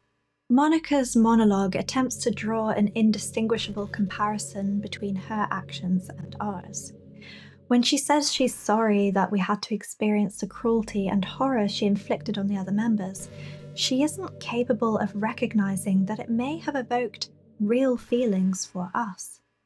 She justifies it as being an ultimately neutral act, reasoning that we would get over it because we're just like her. aware and goal-focused, unperturbed by any emotional response to seeing such things because it's all just some game. This is where Monika may find herself mistaken, as she fails to conceive the idea that players are complex individuals who can experience empathy and analyze things through a lens of our own morals and emotions, regardless of whether it's part of our reality or not. Human beings connect with and find deep, resonant meaning in fiction all the time. It's part of what makes us human. And DDLC is a game whose scares are rooted in the horrors of the human condition.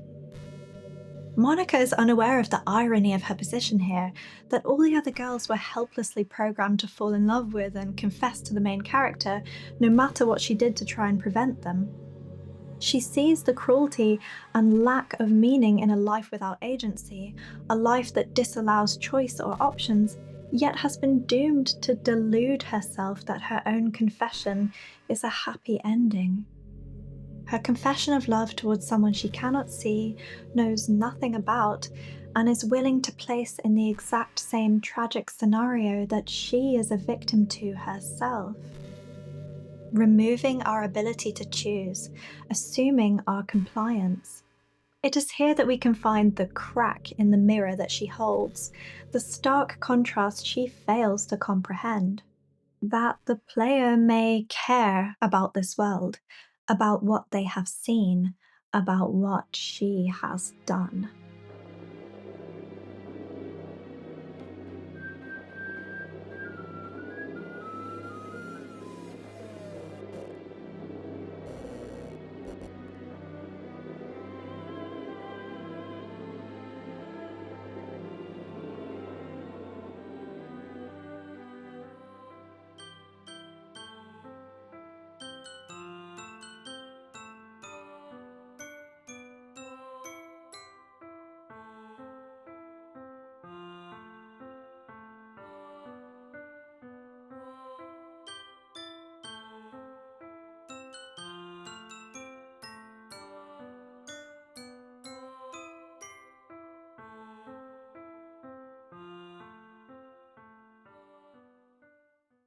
The player has the agency to make choices, to be true to ourselves and others, to break free from the bounds that life will try to place on us. Her assumption that we are just the same as her serves as a reminder that we don't have to be. This is ultimately proven by our ability to delete Monika and leave the game.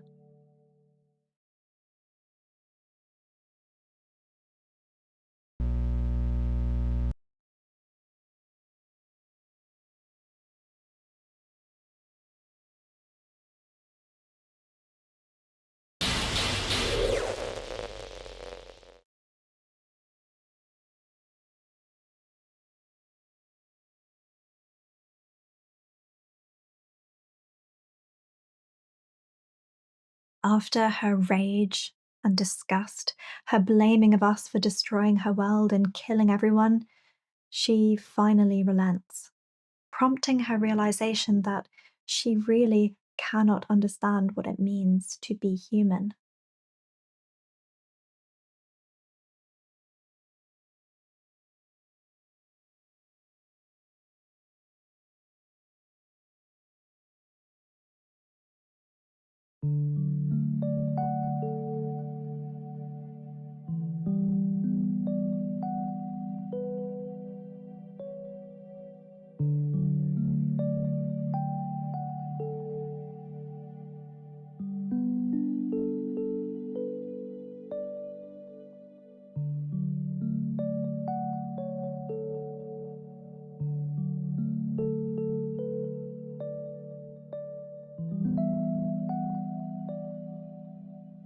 It really makes me think of this beautiful quote by Antoine de Saint-Exupéry. Probably butchered that, probably butchered it, it's fine. Love does not consist in gazing at each other, but in looking outward together in the same direction. This is an experience Monika is unable to materialize, as she literally cannot share in this sort of love with the player. She cannot go where we can physically or psychologically, and for us to stay with her, we would need to surrender ourselves to adhere to her version of what our reality should be, where we would need to limit our own lives, to sit in front of her screen, to succumb to her world, to exist for the pleasure of another. In the Plus version, staying here for a long time triggers the achievement, "She will never be real," which, well, says it all really, doesn't it? She could share that outward gaze with her club members, but her sentience has disallowed her to find meaning even in that, leaving her blind to how limited her grasp on understanding true connection is. All Monika can do is gaze longingly towards what she wants to be a part of, what she wants to understand, without any of the tools to facilitate her to truly exist outside her own reality, neither in a physical sense nor in a sense of true cognitive comprehending. Engaging with this version of love would mean giving up our own humanity, our own life, our own existence, to remain a voiceless husk with no choices, no freedom. That is not real connection. That is not real love. Deleting Monika is not only a functional way to reach the ending of the game, but represents a metaphysical rejection of a world without choice.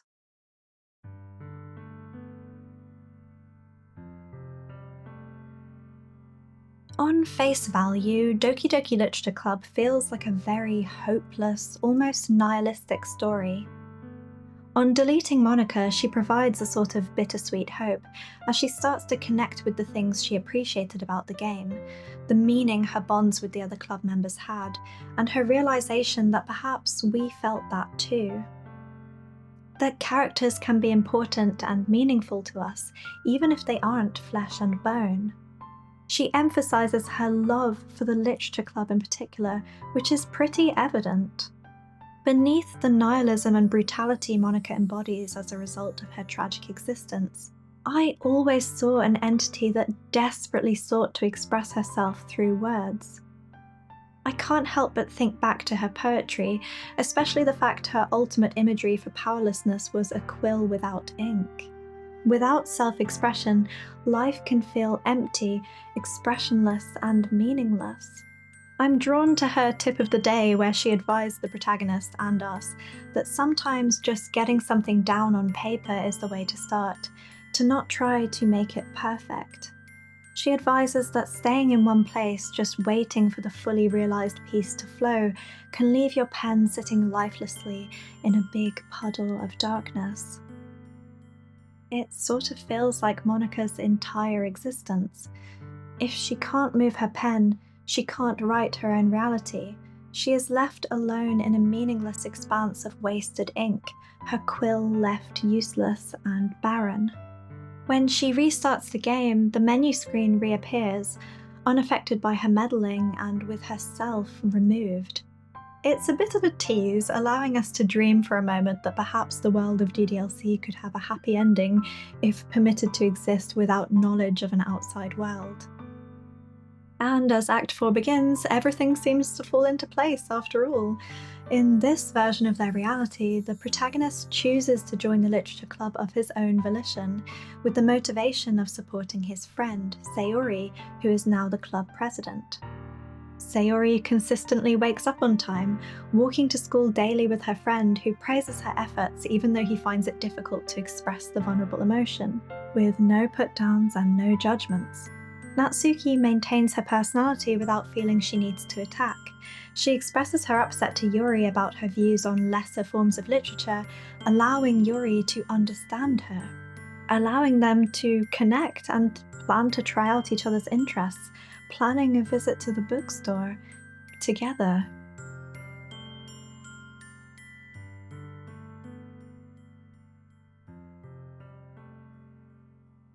In this version, everything seems so harmonious.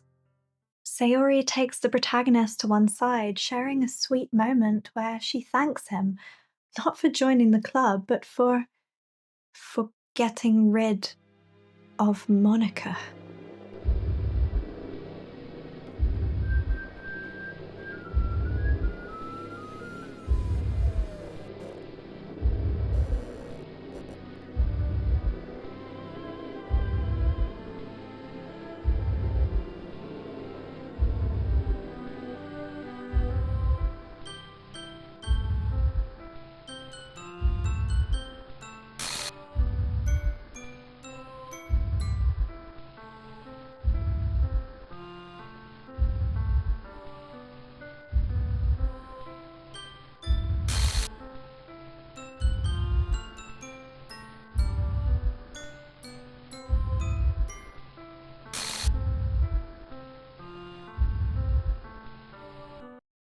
she is now plagued by the curse of sentience in her stead, resulting in Monika taking over once more, deleting Sayori, disallowing the cycle to continue, ending the game for good.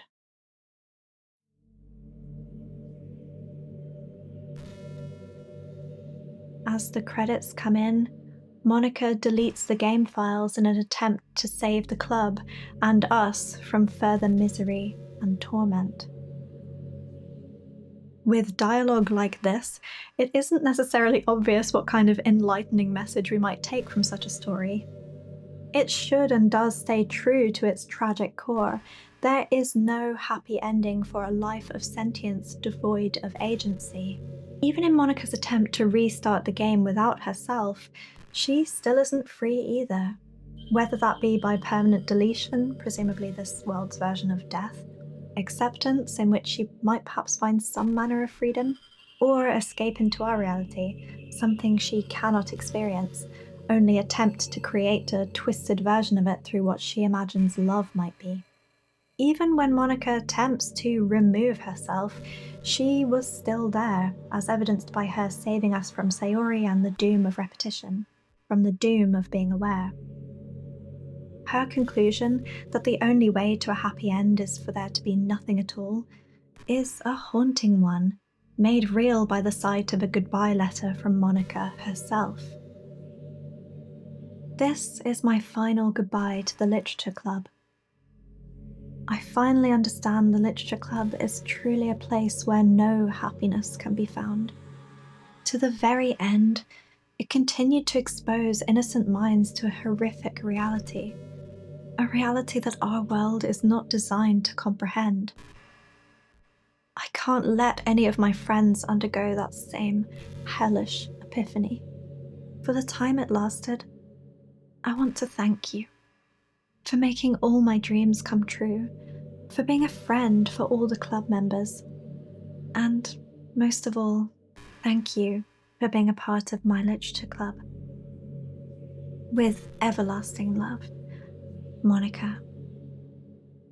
Confirming the idea that, yes, a world like this simply cannot exist without misery, cannot garner a true happy ending, since the very structure of an existence of knowledge without agency is inherently horrifying and lonely.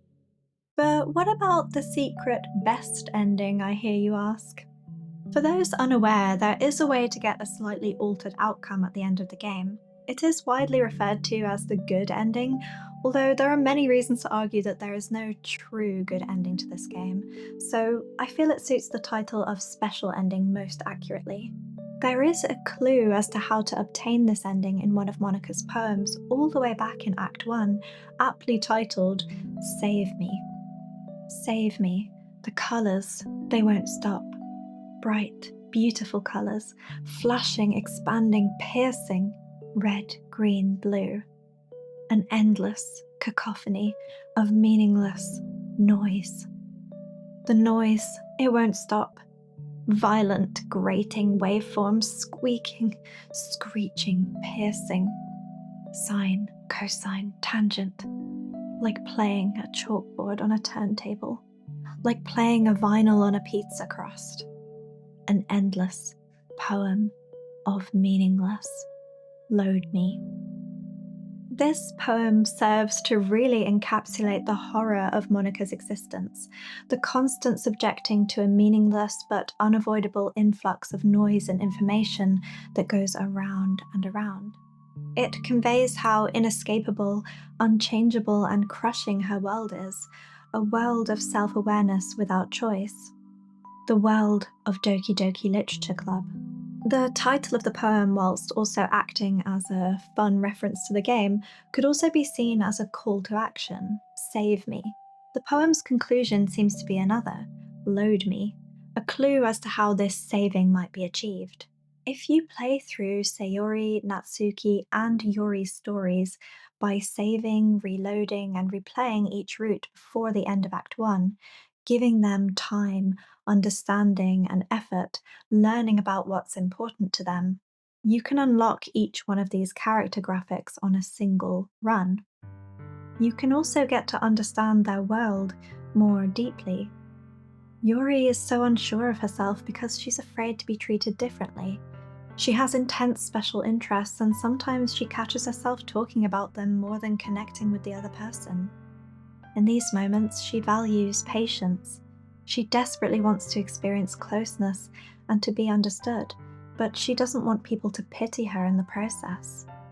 She copes with her more intense and overwhelming emotions by dangerous means, suggesting she may just need someone to share that fact with, someone who won't judge her and can help her find other safe ways to cope with her emotions. On her route, you learn that she is comforted by intense physical sensations, such as heat from a warm cloth, which could be a perfect slow replacement to her more destructive physical habits. Natsuki is a loyal friend who just wants to be able to share things she loves without facing rejection or put-downs. She gets enough of that at home. She wants to feel safe, wanted, and values honesty and fairness. On her route, you learn that she can let her guard down and have fun if only she has a place and person that allows her to do so.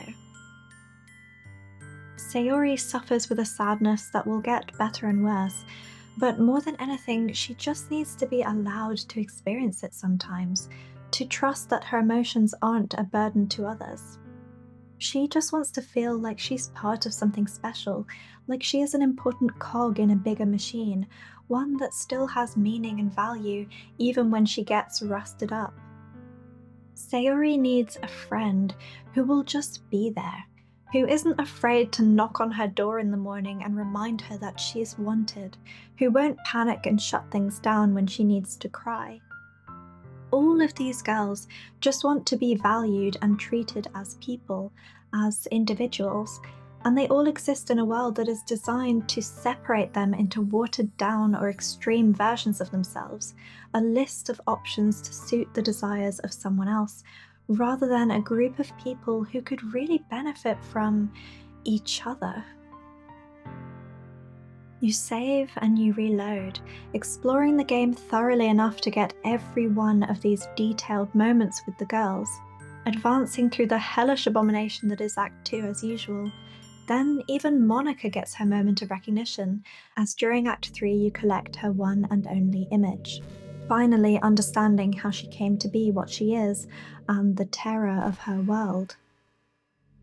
Taking the time to get to know everyone without expectation, knowing that in the end there is still nothing for us here. No romantic scene, no satisfying payoff clicking all the winning options, no way to force DDLC to be something other than what it is. After deleting Monika and her restart of the game, when Sayori gets you alone this time, she doesn't start to corrupt, doesn't prompt Monika to intervene and remind us there is no happiness in a place like this. Instead, she says this: "Hey, I really want to thank you. I mean, I'm really happy you joined the club and everything, but the truth is, I already knew you were going to. There's actually something else. I wanted to thank you for spending so much time with us all. You worked so hard to make each and every one of us happy. You comforted us through our hard times, and you helped us all get along with each other. Do you get it? Because I'm president now, I understand everything.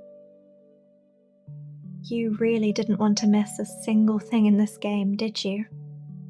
You saved and loaded so many times just to make sure you could spend time with everyone.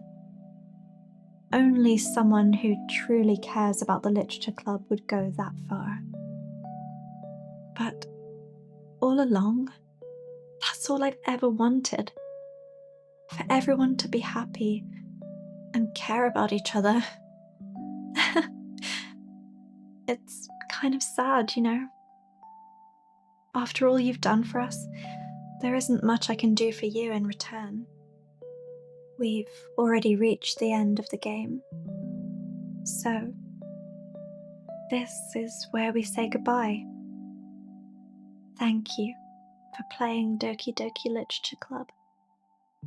I'm going to miss you. Come visit sometime, okay? We'll always be here for you. We all love you. This is most definitely my favourite ending, and one that holds a dear place in my heart. As the credits creep in, the game files are still deleted, but it isn't in a panicked, horrifying, nihilistic way. It feels more like an inevitability coming to fruition, a sad truth we all realise must be accepted. And this time, the images collected through experiencing every route remain, rather than being deleted as they are in the normal ending. The memories and our comprehension of the stories of these girls can live on beyond the bounds of the game, can be taken with us and allowed to give life to something else. No matter how you look at it, it is certainly bittersweet for the Literature Club, and as I mentioned, it's supposed to be. The existence of these girls is inherently tragic, and something we cannot in a literal sense rescue them from. There are still many questions and theories about what exactly happens to the girls in this ending. Are they still there, and if so, do they suffer? Or is there some peace to be found in the knowledge that they are understood, that their stories can be experienced endlessly and interpreted, theorized about, and integrated into people's lives, giving them life outside their world? I think there are a multitude of interpretations and hidden meanings we can choose to take from this ending, and for me it starts with the lyrics of the credits song.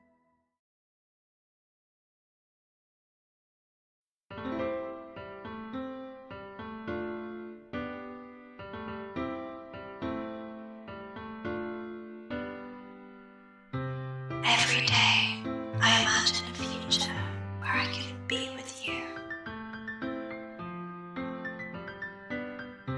In my hand is a pen that will write a poem of me and you. The ink flows down to a dark puddle. Just move your hand right the way to his heart. But in this world of infinite choices, what will it take just to find that special day? Monika still laments her wish to be able to find that one special day, that one happy ending that would legitimize her experience as a character in a dating sim, that would evoke a sense of meaning. She wrestles with the truth that the world does not have an ending for her, and expresses the deep feelings of futility that come with not comprehending what it would take for her to have what she wants, to achieve freedom, as she cannot grasp freedom outside the parameters of the game. She can only view it through the filter of her own code, that she must win the player's affection and love. When she asks if her pen can only write bitter words for those who are dear to her, she is understanding that the agency she does take when she bends the game to try and get what she wants inevitably harms the other members, and indeed the player. She has come to learn that her version of love, trapping the player, is a recreation of her own tormenting situation. It doesn't align with what love is in the reality outside of her world. She references her tip about making an ink puddle when you don't know what to write, signifying the inevitability of her only being able to cause darkness and destruction when she tries to artificially manifest love without understanding what it truly means outside the limits of a dating simulator.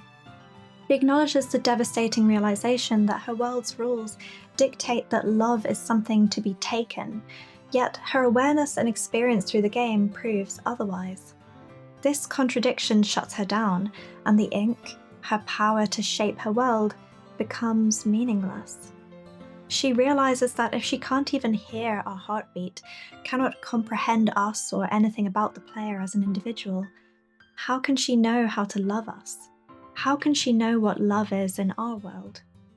Before finally coming to her acceptance that if she doesn't know how to love the player, then she has to let them go, allow them to live in her reality, without her.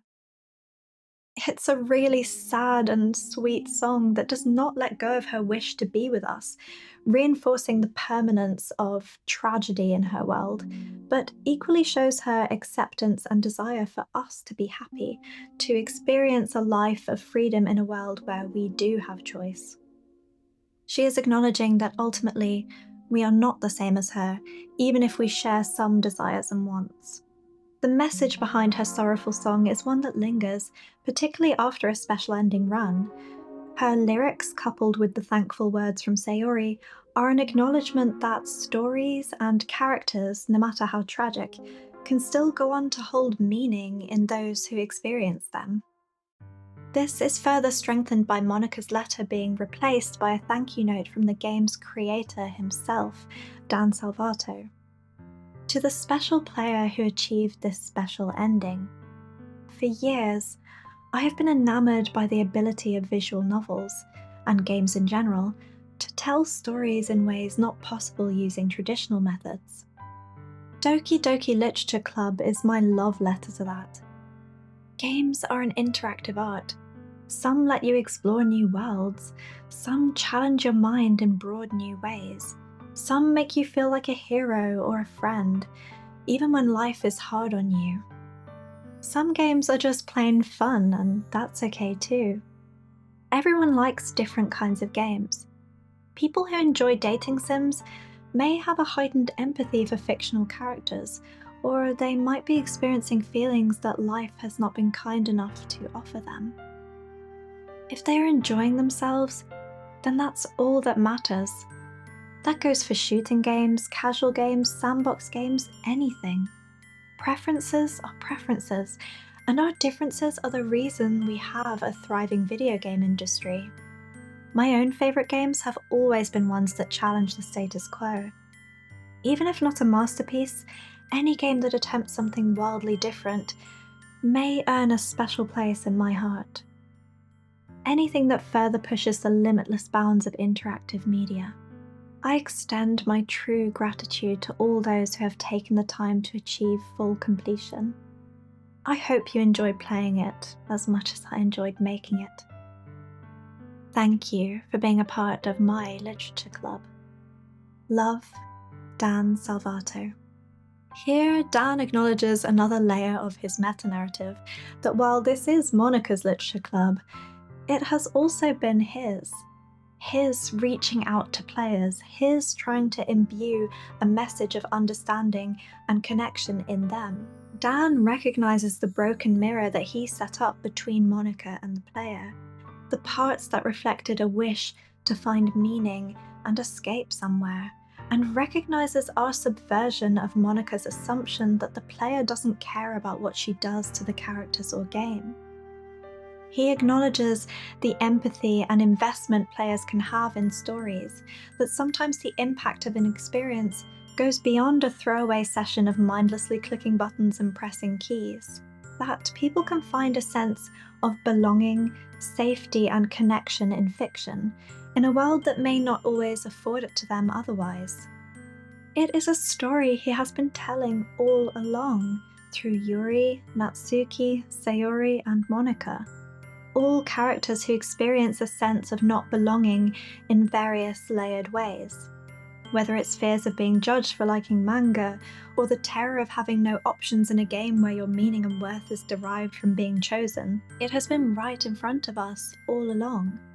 Dan wants the players to know that in this world, they can always find a sense of understanding and belonging in stories, and that people who write those stories and who understand their struggles are out there.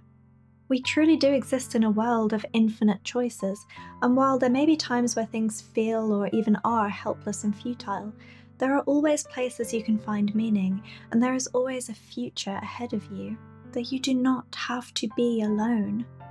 The Literature Club and what it represents was never just Monika's, it was always Dan's too, and by extension, as the players, it is ours. The very act of engaging with fiction, of empathizing with characters, means something. Monika asks an important question toward the end of her closing song. What do you call love in your reality? And I think Dan's letter answers it in a way. Love in our reality is the confirmation that we are not alone, that we are seen, that we are understood, that we are worthy of exploration, that our passions and interests hold meaning, that we as individuals are valued and accepted, that we take the time to do the same for others too. That there will be those who challenge, put down, misunderstand, or harm us, but that there will always be places to find safety and connection. The Literature Club may be gone, but its meaning remains. It writes its way into our hearts and teaches us how to write the way into our own.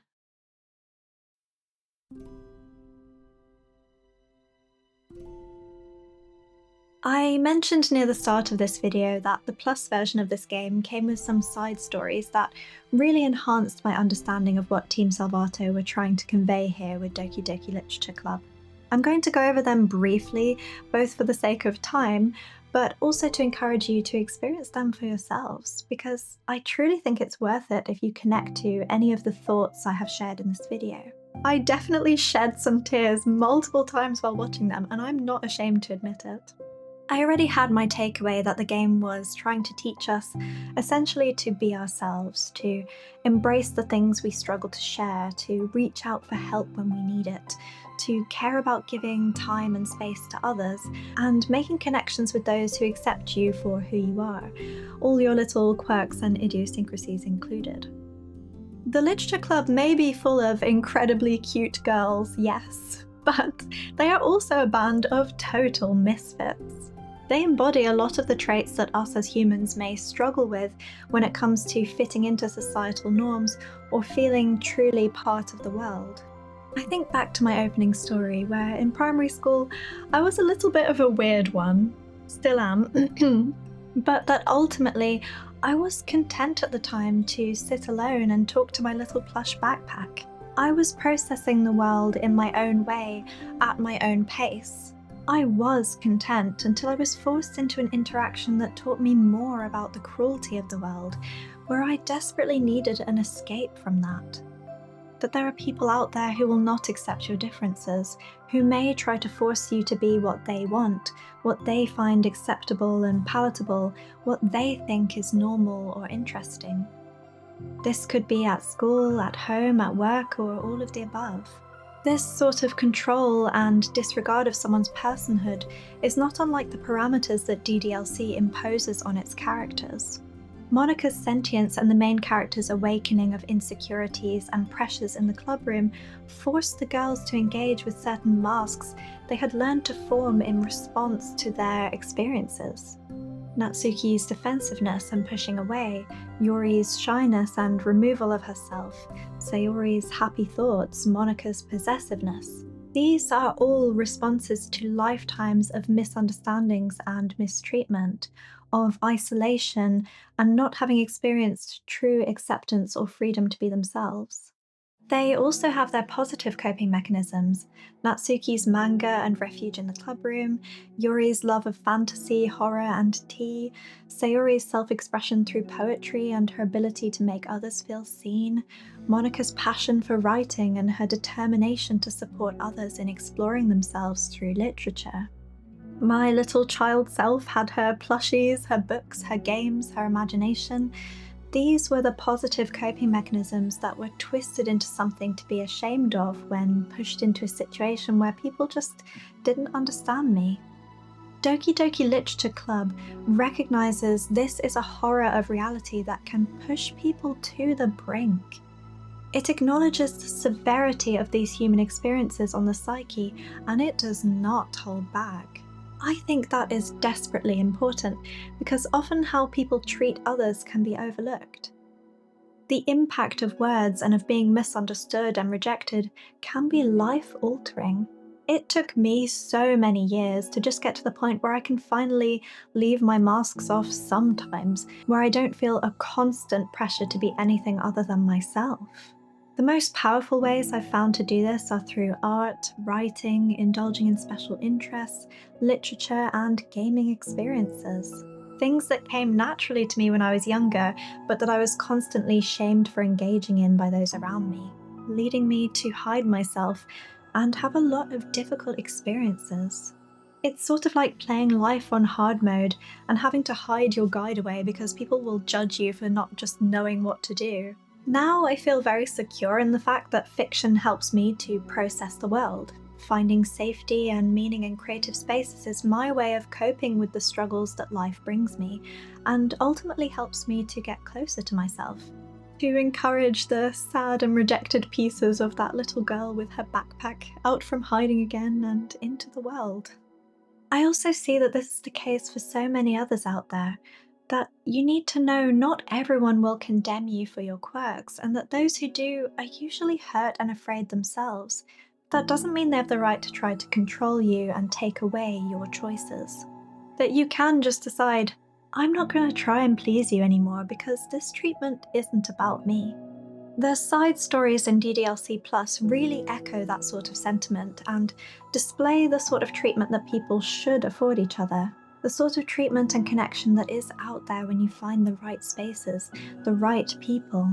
This is a world in which Monika never became sentient. We, the player, do not belong in this world, and so we must simply observe what the Literature Club means to them. These stories illustrate what DDLC advocates for above all else: a world where people are granted the freedom to exist as they are, without outside forces trying to contort them into something they are not. These stories unlock slowly as you progress through the base game, confirming my understanding that they exist with the hope to strengthen the core messages of the game I've explored so far. Their titles, trust, understanding, respect, balance, reflection, and self-love tell us all the things we need to achieve a feeling of connection, happiness, and belonging in the world. We need all of those things to both make fulfilling friendships with others, but also to be content with ourselves as individuals. When you complete all the side stories, you unlock Equals, an epilogue that comes as a culmination of all that has been learned from the stories that came before it. Something I love about these stories is that they're structured in a way that's very cathartic in relation to the base game, particularly in our experience of Monika. In Trust, she is the person to be what Sayori needs when she finally opens up about her despair, rather than being the one to drive her further into it, as we see in the base game. In Reflection, Monika mediates Natsuki and Yuri in a talk about different views, and how your expressing of them can create arguments rather than strengthen bonds with healthy discussions. A stark contrast to the events of the base game, where she intentionally enables a rift to grow between them for her own gain. It's just a really rewarding experience where all the girls learn something about themselves and how to feel less alone. Sayori learns that her vulnerability can actually help others, teaching Monika how to express herself through poetry the way that she does. Understanding that her sadness does not have to pick other people's flowers, that her tears of sorrow can water them too. She also realizes that different people can have vastly differing needs and desires, rendering her previous approach of toxic positivity unhelpful and encouraging her not to shoulder a disproportionate and punishing self-blame for it not always being effective. Yuri learns that the kindness of others does not have to manifest from pity, that her differences and struggles with connection do not make her less, and that there are people out there who can show her understanding and patience without making her feel like an alien. She learns that her intense interests can be one way of sharing a connection with others, but that it doesn't have to be the only way. That friendship is formed through supporting each other's respective passions without necessarily having to share them in a homogeneous manner. She finds that though reflecting on the past may be painful at times, it can also help her be more in touch with herself and honour the sources of her struggles as well as feeling proud of her growth. Natsuki learns that she does not need to uphold her barbed exterior among everyone, and that the way her friends outside the club treat her is cruel. That there is safety and acceptance to be found amongst others, even when they may not respect you at first or say the wrong thing. That it can be a case of them needing to get to know you first, and that you have to help them to do so. That people are capable of reflecting, apologizing, and changing, shining a light on those who don't care to do so as not being true friends at all. Monika learns that she does not have to be perfect all the time. She adopts the tagline, "Right the way into your heart," to represent the club, meaning to understand yourself, explore yourself, know yourself through the power of vulnerable words. It turns the line from her song at the end of the base game on its head. Monika is now putting her energy into knowing herself and truly getting to know others, rather than trying to force her way into someone else's world by singing "Right the way into his heart." An ironic line when you consider she doesn't even know if the subject is in fact a he at all.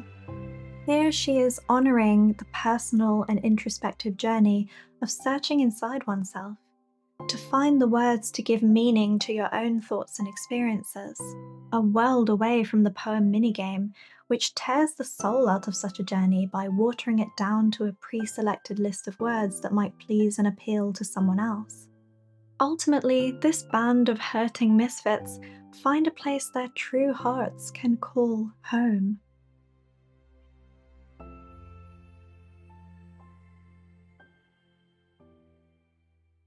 Doki Doki Literature Club is a game built on subversions of expectations. It wraps itself up in a darling little package, only for its horrific innards to seep out and entangle us in a nightmarish funhouse reflection of some of humanity's worst struggles. It knows our fears, it knows our loneliness, it knows our pain, and it does frighten us with it. However, another layer deeper lies the realization that to do this, the game exhibits a tremendous amount of empathy. It takes the everyday horrors of reality and it refuses to trivialize them, to make them neat. In effect, it honors them, and in doing so can speak to those vulnerabilities in an authentic way. It truly sees us, and that is both terrifying and an intense comfort. It lets us know that even when faced with the terrors of being alone in this world, there is hope out there. There is always something to hold on to. There is always a way to write into your heart.